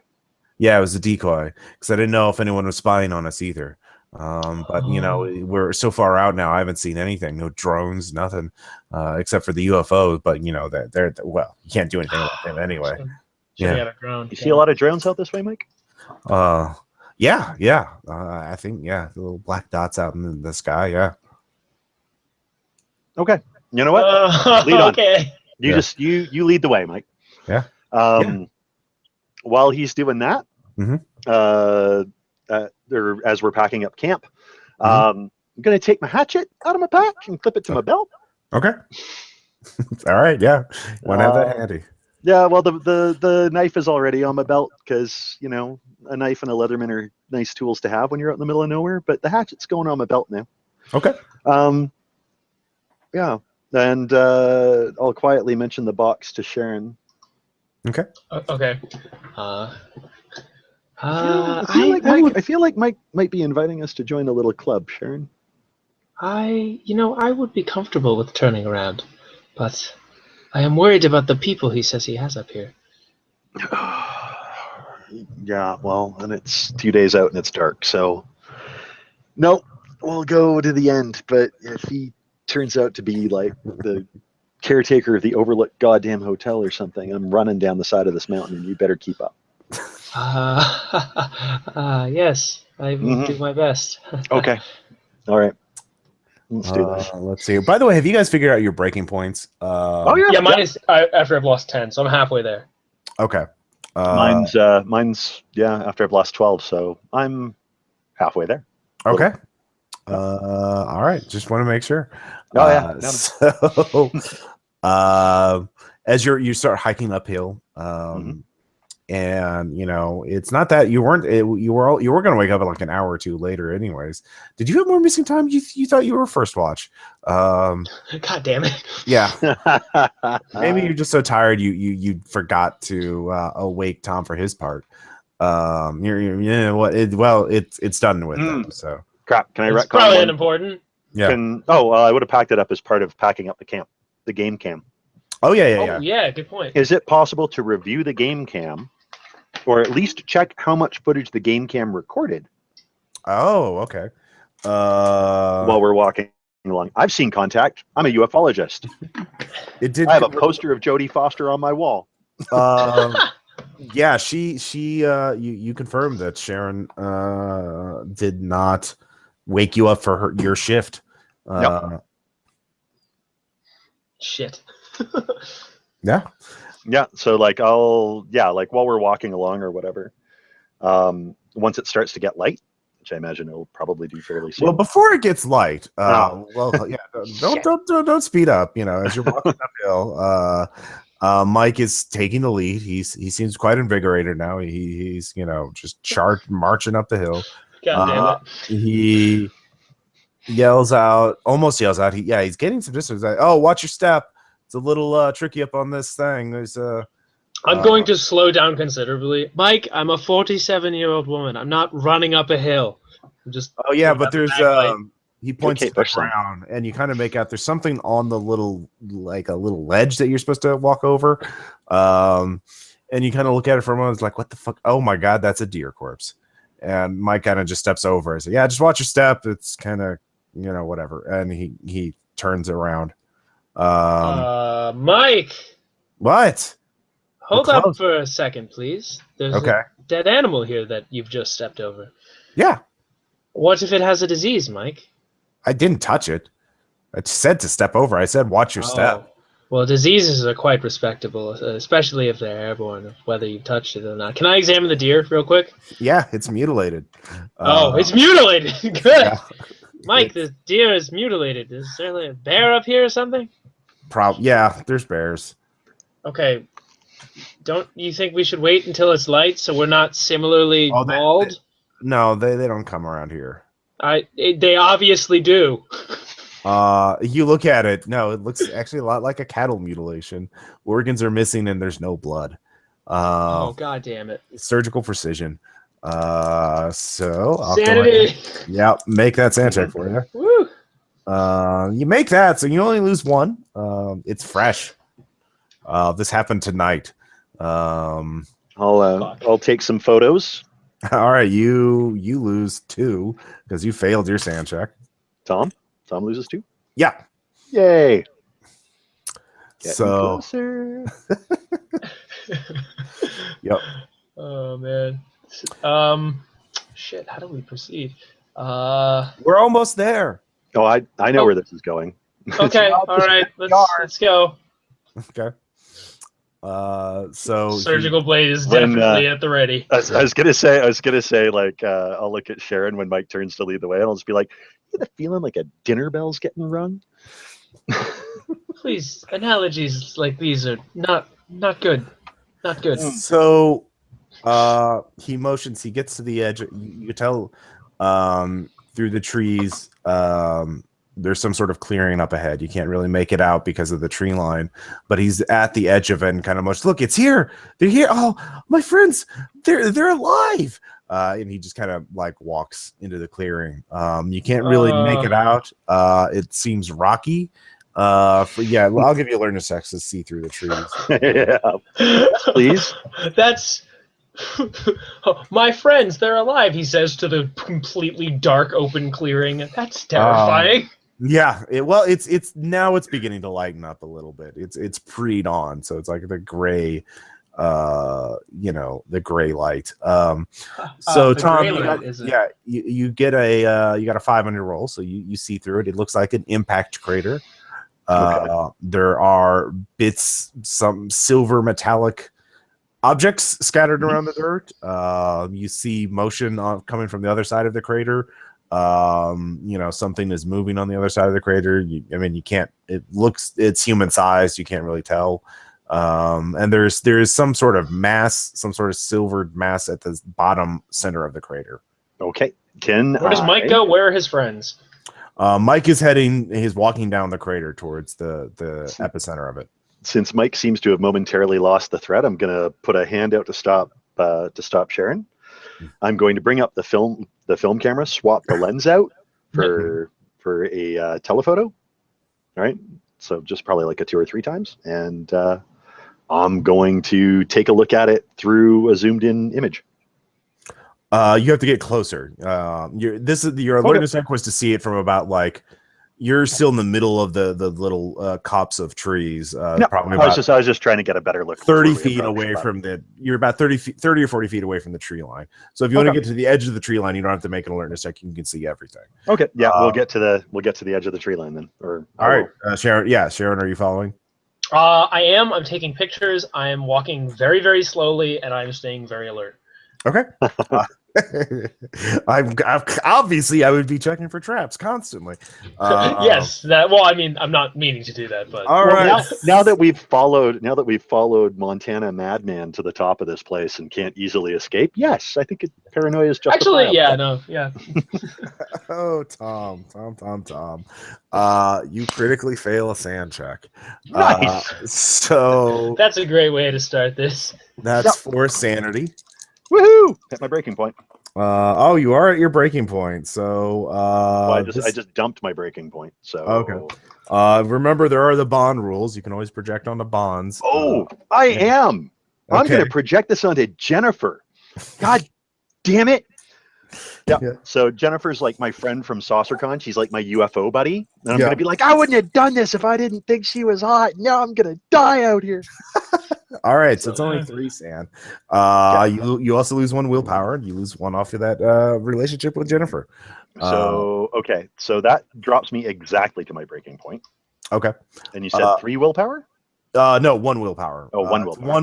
Basically the amount of sanity you put on the bond is how much willpower you lose. Okay. So it's a D4 and I rolled the 1. Yep. So yeah, I don't know if it's at or beyond. You'll definitely get a permanent sand if you make it through this, but you're freaking out. Yep. So what you see is an impact crater. It does look like there is there are bits of twisted metal it looks like wreckage. It doesn't look like earthly wreckage for what it's worth, but you're not structural engineers. There are 4 people, Mike and 3 others. They're all huddled at the bottom center of the impact crater. Actually, yeah, Mike, Tom, do you want to have an insane insight? Yeah. Okay. Well, you make your idea check. You make your idea check. So you realize the structure at the bottom center of the impact crater, it looks like twisted metal wreckage has been placed together, but it looks like people have been putting like you see what looks like a crude satellite dish, an antenna sticking from it. There's cabling on it. It's kind of dirty and stained. You definitely see bloodstains on it. Tommy knockers. But no, effing Tommy knockers. Tom, you realize that this is not an impact crater as like an object from the heavens striking the ground. This is an explosion from beneath. This is something coming up from the ground. Okay. So whatever this is not a UFO. This is something from the earth. Whatever this is unnatural, but this is nothing you've thought about, nothing you're prepared for. So you're in a blind panic. So did I make your sanity check, Sharon? You didn't make one for me, I don't think. All right, so you get a 1. So yeah, shit's fucked up. You're able to hold on to your hat more. Actually, how much do I lose? Just 1. Yeah, just 1. The new Delta Green isn't about big sand losses at once as much as it's nice. No, it's the grinder. Yeah. So Mike is talking to 3 people. There are 2 men and 1 woman. They're all huddled around this structure. And then Mike yells, "Come down here! Get photos, get documents. We need to show the world. Listen to their testimony." We're coming. Hold on. Okay. I'm going to pull the copy of Mike's map that I made. Yeah. I'm going to mark the actual location. Okay. I'm going to fold it up and stick it in Sharon's pocket. Okay. I'm going to say to Sharon, when it comes time to run, just go. This will tell people where this is. Okay. I'm gonna. I can find a way back. Okay. Did we make like hot coffee this morning? Idea check or low, high or low? Low. All right. It's gonna be high now. Whatever. That's tilted. Yeah. No coffee for you. Low, right? Yeah. You did. Okay. I have a thermos of boiling hot coffee. All right. Well, it's not boiling, but it's hot. I mean, well, I guess hot enough so I can throw it in somebody's face. Okay. All right. I'll allow. The top is on and it's closed, so Okay. I'm not. It's not happening yet, and I still have the surgical blade somewhere on me. Sure. I'll probably put that away, and now that we see it and the people are alive, so I'm obviously feeling a little better. So, Yeah. Sharon, not to sound unevolved, but trail behind me a bit. Yes, absolutely. And if shit goes sideways, you bolt, right? Yes. Try and use Absolutely. that map to find your way back down. Okay. I will try. I can find my way out. You All right. might need that. All right, do you have a then, cell phone? out here? Yeah. Well, can I borrow yours? I do not expect it to get service, but Sure thing. I'll hand her my cell phone. if I get lucky, thank you. And then we'll walk down with me like 30 feet ahead of Sharon. Okay. Or well, if it's that big, then Mike's like, "Come on, Sharon, come! You have to listen. You have to see it. Look at it. I'm sorry, my knee. Well, What? she can take some photos from a distance. I've got the good camera, Mike. So here, why don't you introduce me to your friends? Yeah, this is Daryl and Christine. You see, Christine has a revolver in her belt. Look at that. Yeah. And then there's George. Daryl is very thin, kind of nervous looking, but very, very crazy eyes. You don't need a human check to see that he has crazy eyes. Okay. Christine was very sullen, kind of eyeing you suspiciously. And George is a larger guy, but his stomach looks oddly bloated, and he keeps holding his chest. So he kind of groans. He doesn't say much. The others kind of seem to ignore him. Okay. And Daryl's like, yeah. Do you guys mind if I I'd like to get some pictures of the site, but do you guys mind if I take a picture, like a group photo of you guys? We need proof. We need proof. Oh yeah, no, I'll be your proof, but just do you mind if I get like a group photo? The intrepid explorers who are going to change history. Sure, just get it in there. Get the structure in there. Huh? Yeah. Sure thing. Why don't you guys all get together in front of it? They cluster around it. Mike seems very glad that he's reunited with them. So you get a photo of them and the structure. Yeah. No, there's you notice that there's a propane tank next to it. There's with piping connected into it. Or cabling hose leading somewhere into the thing. It just looks like a mess. You're not really sure what what you're looking at is. Some of it is clearly human made stuff. Yeah, like it's sort of like they've been bolting stuff onto something else. Yeah. I'm just thinking about the right way to approach this. Let me tell you, that they are here to show us the wisdom of the path of survival. A war is coming. The trespassers are the enlightened ones want to save us from the trespassers. The trespassers are coming. They're working. Their agents are everywhere, and they want to ensure that we destroy ourselves. But the enlightened ones want to save us and lead us and teach us. I'd like to record this on the digital camera. Sure. Okay. So I have a hand recorder also. That's definitely on. All right. So yeah, you can just listen to Daryl rant for a while. I'm listening to Daryl, but I'm trying to keep an eye on Christine and George. Alertness. Not watching them for human-like behavior because I've written them off as crazy already. More just like what else do I notice about them? Are there signs of recent injury, for example? Yeah, someone wearing them like a suit. Yeah. Daryl's wearing like a button-up shirt, but it's unbuttoned. So, you kind of see his chest has some weird bruises on it. Especially now as the light's improving. It's dawn by this point. He's Total Recall is what he is. And yeah, George. you keep looking away at George and Daryl and Christine. Christine doesn't seem to have any affect. She's just just staring away. Mike is eagerly nodding at Daryl's wisdom. Oh man, I wish I'd been here to hear this from the enlightened ones. And then but George Yeah, something's really wrong with George. In a medical way, like he is. You could hear some sort of gurgling sound coming from him, like. Can I roll to get an idea of what it is, or can I roll chemistry to You're too far smell? away.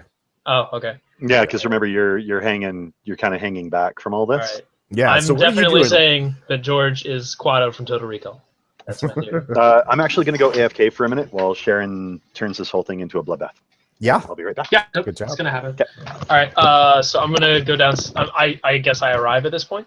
Yeah, you're in the crater. You can be 30 feet away if you want. Daryl likes to preach to his new audience, which seems to be Tom right now. You can hear For the sake of Daryl. brevity, I'll just like the 30 feet will close and I'll get there while he's preaching. Oh, so you're gonna get up with the rest of the group? Yeah, I'll come up. I'll just I want to smell to see if the gun has been fired. Well, it's in her belt. It's not been fired. Do you have firearms? No, I was hoping for chemistry, but that's fine. It's not like immediate. If it's not an immediate thing, you'd have to actually hold the gun and sniff it. Like, it's not that. It's a revolver, not a heavy machine gun. It's right. The smell doesn't linger that long. So she hasn't fired it very, very recently. Sorry. All good. So George, on the other hand, you see George, you see Daryl, you see Christine. Can I roll medical on George? So, like something? Yeah, you can. What's your medical at? My medicine is 60. My biology is 60 also, if that's better. All right. Let's see here. Yeah, no, something's wrong with him, but you can't tell exactly what. He's holding his arms over his chest, over his stomach area, his abdomen, actually. And your name is George, yes? Huh? Yeah. You look unwell. I'm a surgeon. Would you like me to take a look at you? He kind of shirks away a little bit. Daryl, I don't think the graphs are holding. I don't feel so good. And Daryl gets like, do you doubt the wisdom of the ancients? The enlightened ones? They'll punish us. They'll punish us like they did the others. You saw what happened. You saw. We can't do that. The graphs have to work. So. Have you found a way inside? Inside? Yes, inside the thing. No, it's to broadcast the wisdom of the ancients. We'll bring more people here, and we'll be able to show them. We'll be able to stop a fight, a war, win the war against the trespassers. Are the trespassers the lights in the sky? You saw them? The ancient ones have not revealed what the purpose of the lights is, but it's important. But we need to graft. They're very certain about that. Or will be significant. We need to find another specimen to get grafts from for the organs for the grafting. But we know you need to go. One of you can go, and one of you can stay to receive the wisdom of the ancients. Yes, that should be it. Yeah. So,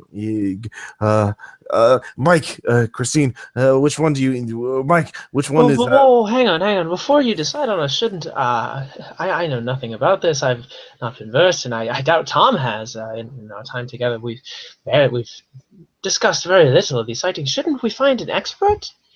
You are the experts. Mike said he was bringing experts. Oh, he went online. He went to a forum. He took some people from we needed experts message board who would verify our claims. Experts are traditionally employed.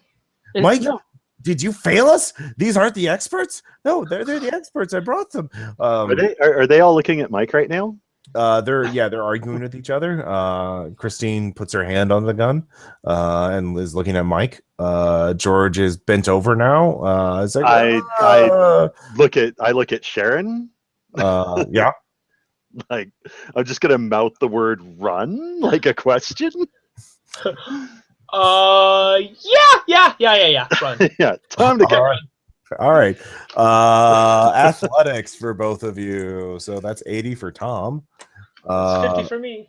50 for you. So let's see here. That is a 20. Yeah, you both make it. You both start running. George falls over. No. And you hear the sound as you're running away. You hear the sound of flesh ripping. I'm so erupting. glad we weren't there to see that. I am definitely turning around to see what that is. Oh God damn it, Sharon! All right, you still have to I'm make sand not. checks. You Yeah, heard it, but I'm you not make your looking sand at it. check. You're not, so you don't lose any sand. You're like, calm blue ocean, calm blue ocean. Sharon, you get a 55 on your sand check. That is a failure. That's a crit failure, isn't it? That is a crit failure. So that is Oh no. D4. Something is bursting out of his chest. In waving around. It looks like cancer tissue molded into the shape of something that is whipping towards you, trying to reach you. Shit. Yeah, I'll just say, you've reached your breaking point, have you? With 4 saves? Yeah. Well, if I got a 3, I'm at my breaking point. Yeah. Well, you got 4. Oh, I can project. Oh, if I lost 4, yeah. okay, shit. Can I project or repress or whatever? Projected, you might lose all your willpower and pass out. Oh, do it. Yeah, sure. What the hell? This is one off. Oh God. So you'll save your sanity, but like, Who are you projecting onto? Beautiful. I'll project onto Father. All right. Project onto Father. I I will refer to him as Father because I think that's all right. How much willpower do you have? I have, I think, 4 left. Yeah. Well, you pass out. Oh shit! You lost 4 willpower. So you pass out. And you don't lose that 4 sand because you won't remember any of this. Hey! You lose 4 points from your father if you survive. So, fuck you, Dad. Tom, you hear Sharon fall over. Shit. What are you gonna do? What is your action? Well, I'm pretty fit and I'm pretty strong, and she's not that big. I'm a little old lady. Well, not that old. I'm like middle-aged. Yeah, careful there. Some of us aren't that far from Sharon's age. Well, I mean, my mom is that old. I shouldn't be that mean. I'm just joking. Anyhow, oh God, yeah, I'll grab her. Okay. That'll be a new athletics check. Yeah, throw her across my shoulders. Okay. And go like hell. All right, I should just play a little old lady next time. That would be hilarious. High or low, Tom? High. All right. Let's see. I'm rolling this on the Malleus Monstrum from Call of Cthulhu. Let's see here. Oh, that's a high. Oh, wait, what'd you get? What'd you choose? I called high. All right, yeah. Mike and Daryl start fighting each other, and Christine turns around to try and starts pistol whipping Mike. Wait, is it like a really ineffective Saucerwatch fight? Oh like no! I wish it would be. Christine is a fucking killer. Like, yeah, this is why she was the one I was watching right from the beginning, right? So that's why when she looked at the other two, I was like, "We should run." Run time. So you make it to the tree line before she can get a beat on you. So yeah, you're running and you're carrying somebody. Yeah, this is gonna be brutal. Now you do have a first aid kit. You could use smelling salts to try and wake her up with a successful first aid kit. Or you could try and get some distance, or if you have stealth, you could try and hide. I'm going to almost in the exact opposite order of the options you listed. First, I'm going to try and get some distance. Then I'm going to try and hide. Then I'm going to try and wake up Sharon. All right. So this is another athletics check. You make that, and that's going to be a willpower point as you're fear and adrenaline. All right. So you get enough distance. By the time they get to the top of it, you're a ways off. So your next thing is what, a stealth check? Yes, I'm not super stealthy, but you are not. That is a 40%. So let's see how that goes. Still better than most people. All right, you didn't critically fail, so you know you're not hiding, and they're getting closer. All right, I'll take a second to try and wake Sharon up. I will also check her. Looks like she's fine. She's just passed out. Okay, so like no signs of injury. Her shirt's not torn, for example. No. Okay. So you get a 16. You wake up. I'll give you 2 willpower back. Run. All right, they're right on you. In fact, one of you is going to be shot at by Christine. Yeah, I kind of figured that was coming. Shit. All right. Does somebody want to volunteer to take the I'll shot? volunteer. All right. Wow. Oh, God. All right. First off, let's see if she can hit you. She barely misses. You have been shot at though. That's a violence check. Someone's trying to murder you. That's a failure. So that's 3 sanity. That's my breaking point again. Well, you're not passing out. You're in a blind panic now. Oh God, someone's trying to kill you. So you're not you can still make skill checks. Okay. Can I yell, "We're the experts! If you kill us!" Can I yell that? Nope, you're not rational at that point. Okay. Is this fight, flight, or what's it? Yeah. Fight, flight, or catatonia. I'm assuming you don't want to go catatonic, and if you go catatonic again, I'm leaving you. I'm either thinking like the most stupid last stand in history or flight. I think flight is more interesting though, so we'll run. Yeah. All right. So yours is 50%, right? Yeah, 50. Unless it's dex based, in which case it's better. No, this is pure athletics because it's kind of yeah. Let's see here, and so you do well, but and you both make it. You got an 80 exactly. So Tom, but you're just blind running. So you run for a while. I was gonna say at this point. Yep. They are still chasing after you. But you gain some distance on them. Now, Tom, you can give me, I assume. Well, let's see here. I'd like to try and figure out an alternate route back to high or low, Tom? High. Okay. All right, you're still together or within sight of each other. She's just running. You had to follow she's her. Incoherent. Yeah. Yeah. You had to follow her because she is incoherent. So she is panicking. So you run for a while and then eventually stop. So they're still in pursuit of you, but you've lost them because it's a massive force. It's easy to lose people there, especially when you're a disorganized, crazy person. You're not the best hunter. It's also easy for us to get lost out here. It is. You're lost. Yeah. I'm gonna try to if Sharon has slowed down. Mm-hmm. I will try to get her to hold still long enough for me to orient. Okay. Sharon, you recovered from your temporary insanity. Yay! You can recover. You can act now. So yeah, you're lost in the woods, and being chased by crazy people, one with a gun. So great. Okay. So I think discretion is probably the better part of valor here. Yes, I think discretion and 911 are the better parts of valor here. Yeah, we can, you've got that map. If we get split up, I'll give her basic directions as best I can figure out from navigation. So sort of head to low ground. Let's see how well you can navigate. Yep. I know where I'm going. Yeah, you do. Sure. Yeah. All right. Can I roll? Oh god, navigated base is probably absolutely nothing, isn't it? It's 10%. Oh, can I roll? Why would you do that? I'm a wilderness guide. You should totally trust me. Yeah, well, I'm paranoid and I've been shot at. I'm second guessing everything. Actually, no. Screw that. Can I try with chemistry? Can I try and This is really stupid. No, that. Okay. Actually, can I do an idea check? I'll do an idea check. That's a good way to do this. Okay. To think on whether or not I could try and make a Molotov cocktail out of something. No, you don't have to make an idea check at all. You specifically. No, I mean idea check to see if the character thinks of doing it.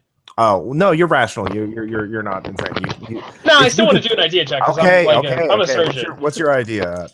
What is that? Intelligence? Yeah, intelligence. It's 75. All right. I like it. Well, no, you rolled a 94, so yeah, I was going to give it to you. No Molotov cocktail. I was going to give it to you, but no. Doesn't occur to you. No, right. I'm the surgeon. I'm not a crazy teenager. That's okay. Tom's not thinking, hey, let's murder the crazy people. Tom's thinking, hey, let's get back to Mike's car. Where are you trying to navigate to? What is it, the trailhead? So we don't have his keys. I do want to get to the trailhead. Not having his keys isn't as big a deal as you think. Good point. But I want to navigate to the trailhead, but I want to do it without crossing the route we took to get up. Yeah, clearly you realize his route was very inefficient. It was obviously going back, making double backs, and you realize he was paranoid. It's actually more like a day and a half at most, not 3 days. Okay. Oh God. All right, Sharon, we're gonna go like hell until dark. I'm okay with that. And then we should we I'll not? stand guard while you get some rest. You should sleep as well. Yeah. Oh no, that's a no. All right. I'm saying this while we're moving. All right, so you That's- move and you hike for a while. Does Red Bull help at all? I don't actually know. I bought And this. I bought some I'm of it. watching the time like a hawk. You're watching the time, so you're very surprised when you come across a lake. You erred on your navigation. You failed. Yeah. So, you need to the quickest way would be across the lake. Now, as you look around, you can see this is a lake that people do hunting and fishing in. There actually is a canoe. So you could take the canoe across the lake, which would put you on the same timetable, but you would be, well, very fucking visible. So first off, sand checks, because helplessness, because oh god. Yeah. How close is it to dark? Let's see here. It's about 2 in the afternoon, so broad daylight. You both make your sand checks, by the way, so no sand loss. Okay, that's good. But yeah, so you can go all round, which is very long, and there's some, but you have cover, or you can go straight across. Do you think we should, sir? If there's a canoe, there might be a hunter, and hunters are traditionally armed. If there's anything I've learned in this country, Do you remember lights in the sky, Sharon? that's. Do you want to but be out there's a on the canoe. lake? Do you want to be out on the lake when the lights in the sky are out? No, it wouldn't take you that long. It's just No. yeah. But Tom's just thinking, like, if they have things in the sky, then being out on the lake's not great. The faster we get out of here, the better. So higher risk, greater speed. Okay. Yeah, you know what, Sharon? We're taking the canoe. All right, that's good. Yeah, hope is he does. the I hope canoe's the near like one a who hunter's owns shack it or something? doesn't shoot us. There is. And actually, there's a shack. There is not a gun. Oh, Yeah, I thought you said pack. No, My bad. No, there's a but shack. I would like to check the shack. All right. There's blood stains on some of the things. Bloody Yeah. handprints. And when I see the bloody handprints, I'll say to Sharon, they did say there were others. They did indeed. And give there's Yeah, sorry. you actually can tell, that this someone dragged up the canoe onto the shore with bloody hands, because there's bloody handprints on the tip of the canoe. Tom, wait. I've just realized something, Tom. If either one of us gets back, it's very important that we do not mention the thing in the ground. We say that we met somebody online, we went for a hike, and he tried to kill us, and there were other bodies. We say that. If we get out of this, Sharon, if we get out of here, we don't have to say anything to anyone ever if we don't want to. But they might take someone else. They might take someone else. Well, then we'll have to figure out who to tell in order to make that stop happening. But can we get out of here alive first? Okay, yes. Like that's kind of the big thing. Because if we don't get out of here alive, we can't tell anyone. Okay. Great, I love this. Okay. All right. So you I do want to do a quick search of the hunter's shack. Yeah, I'll search as well. We can both search together. Yeah, just to see if there's any supplies. What would I be thinking about? An axe, if there might be one, or like camping supplies, jerry can, an outboard motor for that canoe. There is a tackle box and a fishing rod nearby, and there is a bloody teddy bear. God damn it. Is that a sand check? I have a daughter. That's a sand check for me. Yeah, that's a Tom just stands there staring at the teddy bear for a minute. Yeah. Then he snaps a bunch of photos of it. Okay. Both of you fail that, so that's 1 for violence. I'm past my breaking point again. So I hit my breaking point before, so I'm at -11 now. All right, make a new breaking point, and that's your current. Oh, my new breaking point is -20. Okay. Okay. And your permanent insanity will deal with if you make it out. If I survive. Yeah, you just start sobbing. You don't even realize it. But there's a tackle box with fishing lures and fishing line and a fishing rod. Seems to have been tossed aside. That's all you find. Okay, and the canoe is structurally sound? Yes. And there's paddles. I was going to say, and there are paddles for it? Yeah. All right, we're taking the canoe. Are you taking the 'Cause- tackle box and fishing line or fishing Yeah, line? might as well. Okay. Yeah. I'll take the tackle, the fishing line out, and I'll put it in my bag. Like, One. Yeah. Just. Yeah. Okay. Okay. All right. So Let's you start paddling, Mm-hmm. and you're making good time. You hear a crack, and then something splashes in the water near you. You look around, and at the shore you were at a few minutes ago, you see Christine, and she is aiming and misses. And she is very long range for a revolver by the time she finds, but you're being shot at. Yes, and this sucks. This does suck. You start paddling very fast. So I'll give you athletics checks. Let's see here. 33 critical success. So oh wow. And a normal failure. So the critical success will outride the failure. So you don't, you keep aiming the canoe in the right area. You don't. I keep giving Sharon instructions on you how. You don't knock the. You don't go overboard. You don't knock the canoe over through trying to. Shirk from the gunfire. So she kind of Wily coyote shit. Only 5 shots, and then she starts shrieking at you. What is she saying? She's just like inarticulate screams of rage. Yeah, Tom will bellow back and give her the finger because he's had about enough. Okay, and then he sees her. She starts pleading, almost pleading. You see fear in her eyes, and panic, and you just hear the way, "I'm sorry," and then she starts levitating. What the? Maybe I shouldn't have yelled at her. No, but you see her body sort of twisting in the air, and you see, do you keep watching or do you get back and start paddling? No, go paddle faster. Go. All right. Tom, you get the sense that she failed the Enlightened One. She didn't stop you. This is punishment. I'm strangely okay with that at the moment. Okay. Yeah. I'm. No, Tom's terrified. So a logical reaction. So he wants nothing to do with any of this. He's done. You getting off the mountain. That's it. Get to the other side of the lake. Of the it will take them hours to catch up to you, assuming the others, go, run towards the sound of the gunfire. Looks like they split up. You didn't see any of the others. And there's a cabin, a hunting cabin, and there are an off-road Jeep parked near it, and there is the door is open. Okay, Sharon. Yeah. Sharon? Yeah. Go and see if the Jeep's unlocked. Yeah. Okay. I do so. It's one of those off-road Jeeps that has a canvas frame, so you can just climb in. So you can just climb in. In that case, I'll just say go stay by the Jeep for a minute. I'm going to approach the house. I'm going to be like, hello. You smell this sickly scent of decaying. Decomp? Yep. Great.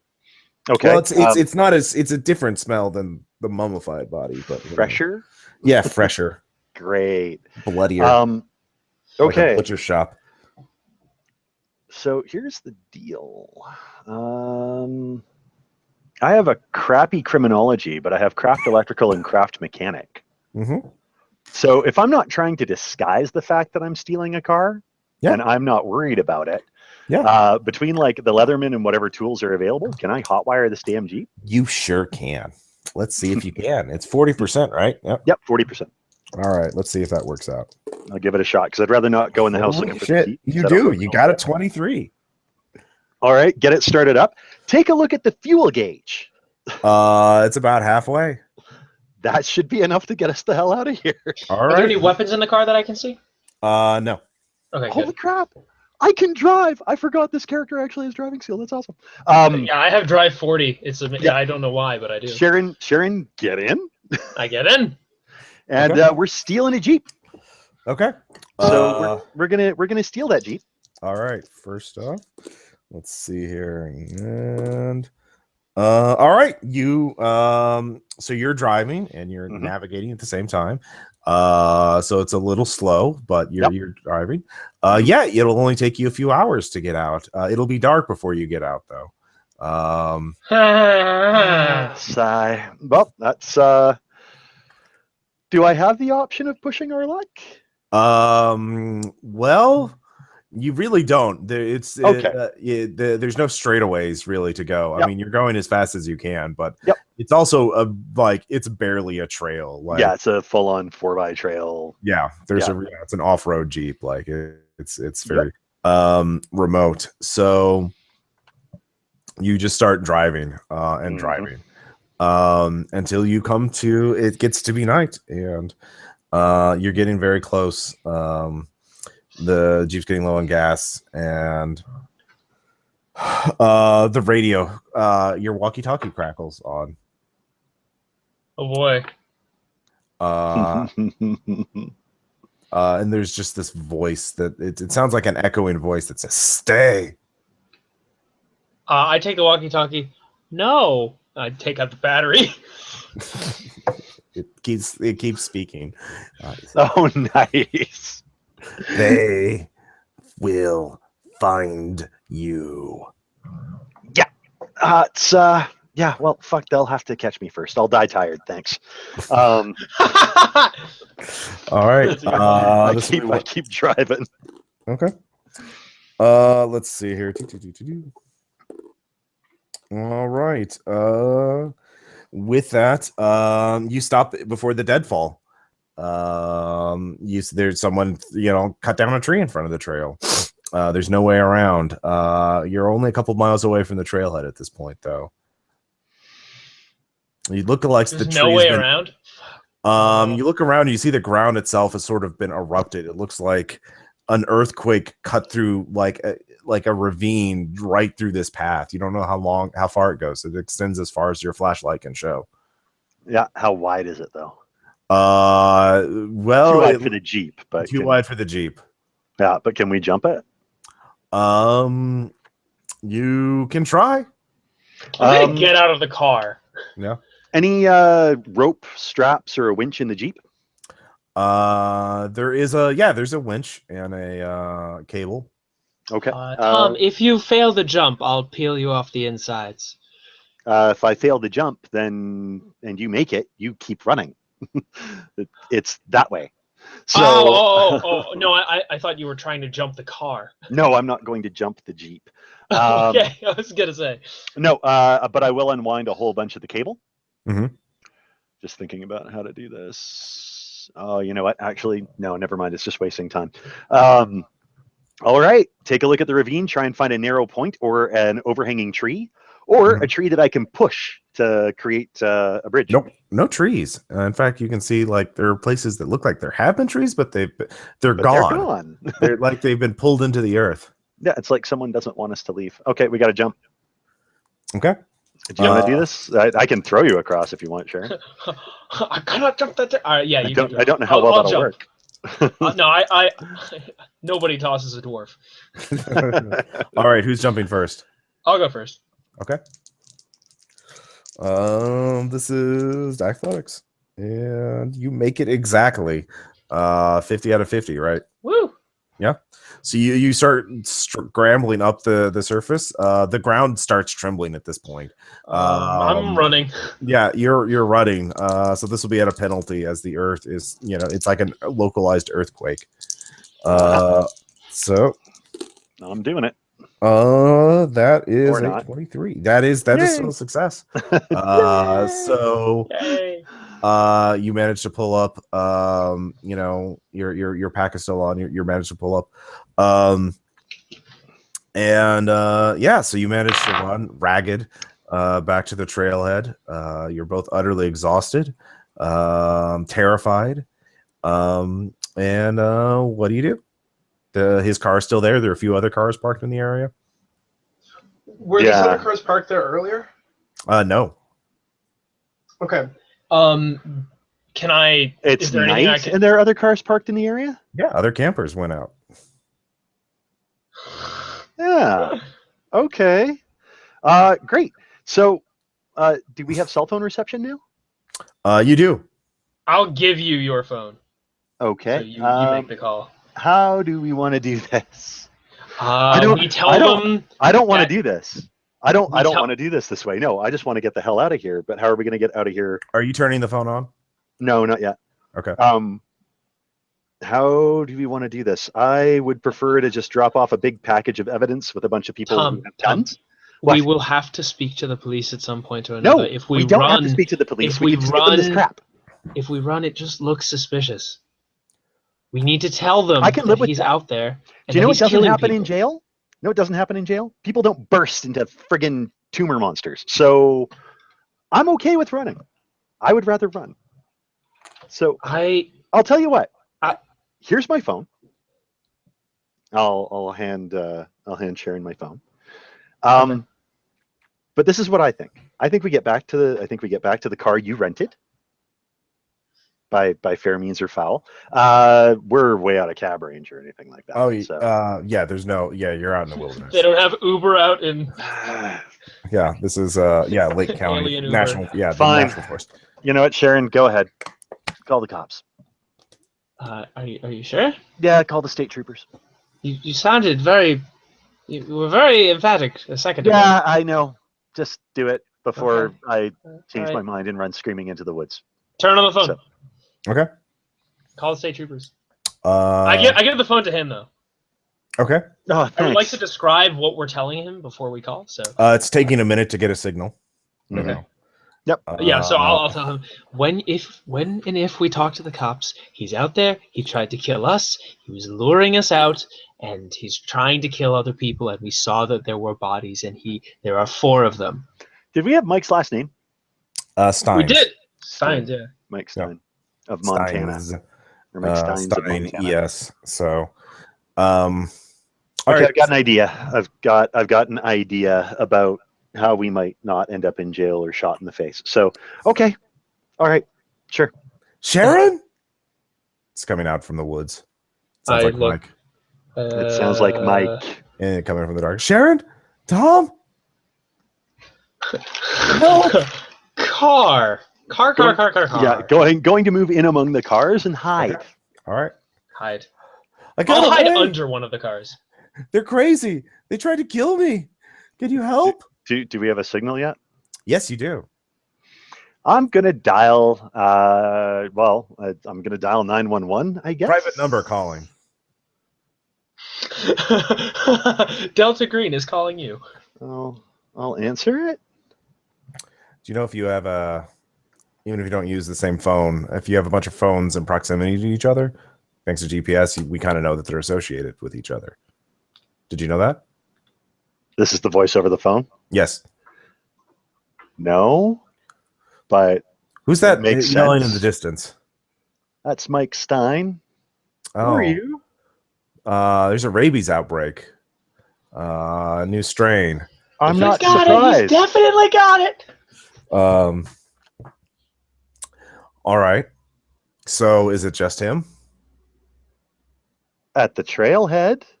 You're at the trailhead. There's one. There might be others, But but I'd be happy to tell you where they are. Who are you? what is the name of your dog, Mr. White? Diplo? Diplo. When did you meet Jennifer? At like a SaucerCon convention in 2008. What? Who are you? What is your date of birth?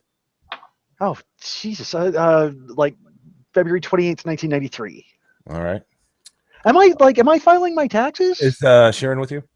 Yes. Hand the phone to her. Mike's getting closer, by the way. He's still going. He's in the parking lot now, or the trail. I'll pass the phone to Sharon with like a finger to my lips. I'll be like, "It's for you." Is this a sanity check? I don't know. Is it? I definitely is. All right. Sketchy government people. It's for you. That's not good. Yeah, that's a failure. So that's one sand for helplessness. Okay. All right, I pick up the phone. Hello. You're very yeah, you're not having a good time. So yeah, you're gonna have to do something about Mike. So Sharon, you're talking to voice on the phone. Sharon's doing that. At this point, Tom's kind of figured that like if something's not done about Mike, they might not get out of here. Mm-hmm. So he's gonna pull the hatchet off his belt. Okay. All right, he has a hatchet. And he's going to try and sneak around to end up behind Mike.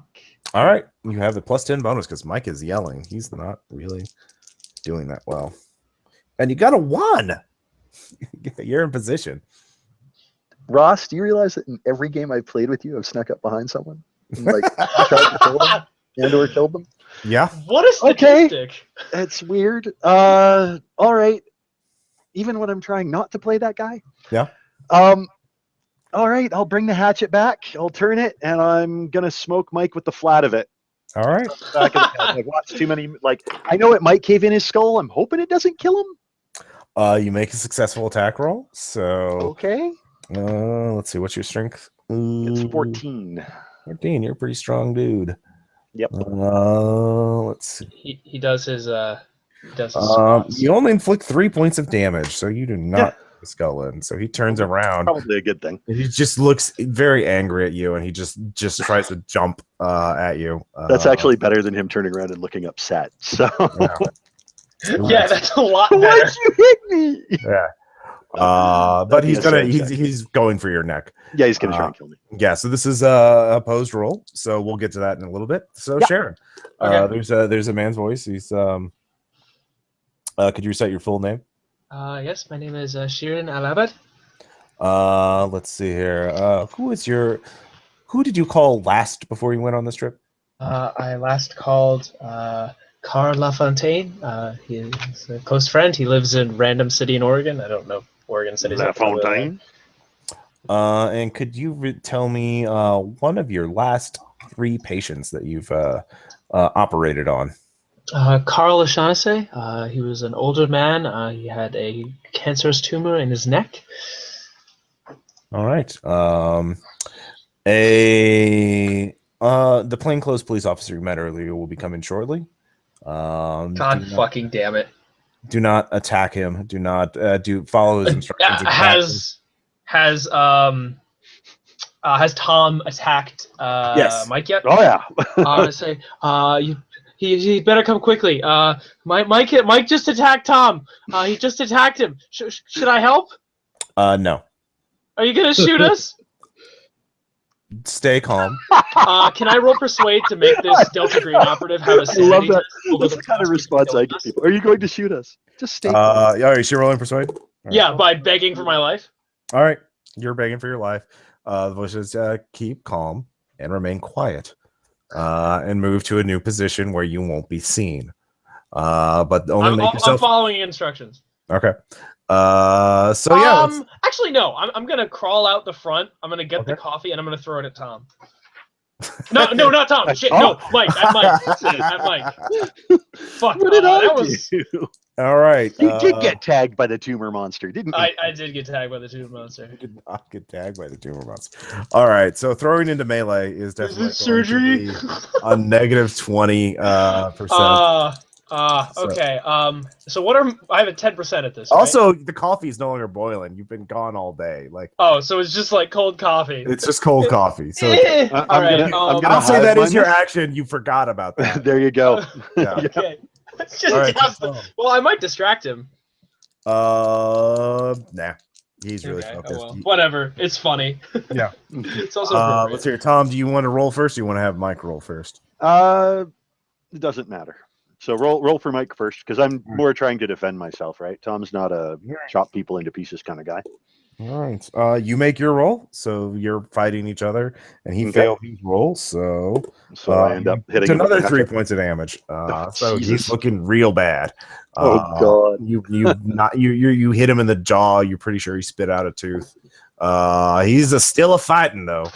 At this point, I'm no longer using the flat of the hatchet. Okay. So Sharon, you throw the coffee on them. They don't even notice.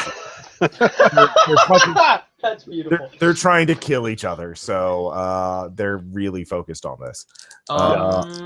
So Mike is going to go again. He has terrible. Can I try and skills. pull Mike off of him? No, that was your action. Okay. So you after they react, you can go. So Mike fails his roll because he only has 35% in fighting, and Other reasons.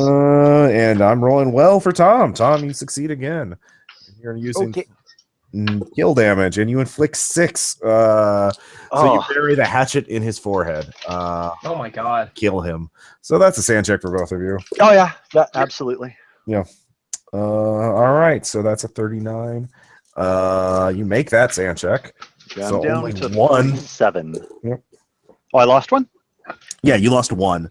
You murdered. Did I lose any? That's my second. Oh no, actually no, that's not. It's 0 if you make.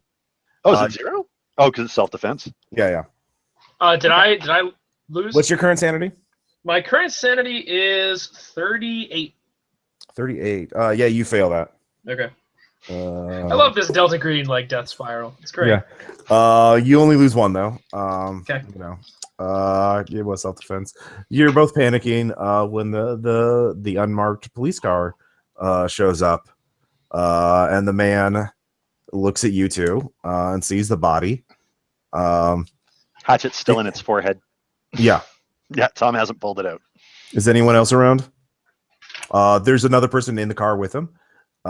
She gets out and she looks like she has some sort of high-tech goggles on, like night vision or something. Actually, you have SIGINT. You realize those are thermal. I'm gonna again do my earlier tact of pleading for my life quietly to provoke sanity checks in them, because fuck these guys. If they're gonna kill us, I'm gonna make their lives hell for it. They just say shut up. Okay. They both have guns out. Shit. No one else in the immediate area. All right, you two pick up the body, put it in the trunk, get in the back seat. Follow orders. All right. The woman splashes something on the bloodstains on the ground and kicks dirt over it. Mm-hmm. And the 4 of you drive off into the night. And we'll leave it at that. You actually no, we'll say do you just do whatever they tell you to and hope they don't shoot you?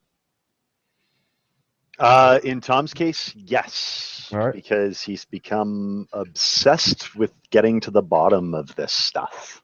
Okay. So basically, he follows all of their instructions and listens very, very closely. And if they let him go without saying anything, he'll spend the rest of his life digging around in this crap. All right. They confiscate so they can all use of him your as a stuff, bloodhound. Yeah. all of your would. evidence. They have a pit ready for the body. That's disturbing. They take you to a warehouse at the edge of Klamath Falls, and it has been turned into a detention center, essentially. And they look at your wounds, treat them, and then they tell you you'll be staying here for debriefing.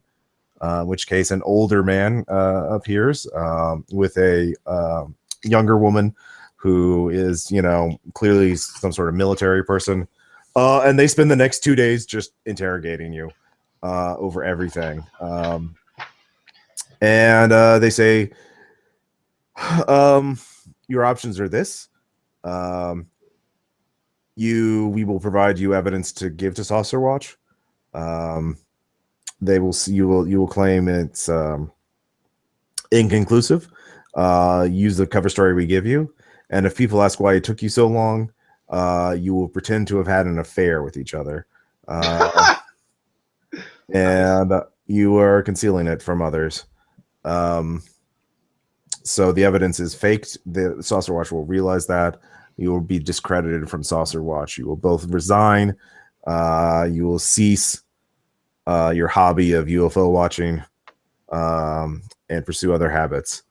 If you wish to learn the truth, though, if you wish to participate, an evaluation will be made at a later date, but after a 6-month period or a time of our choosing.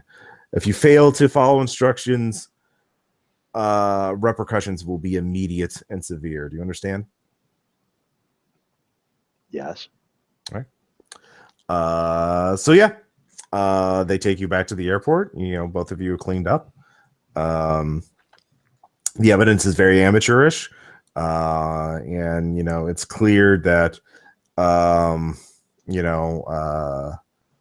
later on you hear that there's a rabies outbreak in this national forest, and a couple of people have been hospitalized, and so we'll leave it there. Whether or not you become a friendly to Delta Green or become another opera for them to deal with is another thing. So, but that ends this Saucerwatch. So, Yay! We didn't actually necessarily die. No, you made pretty good rolls.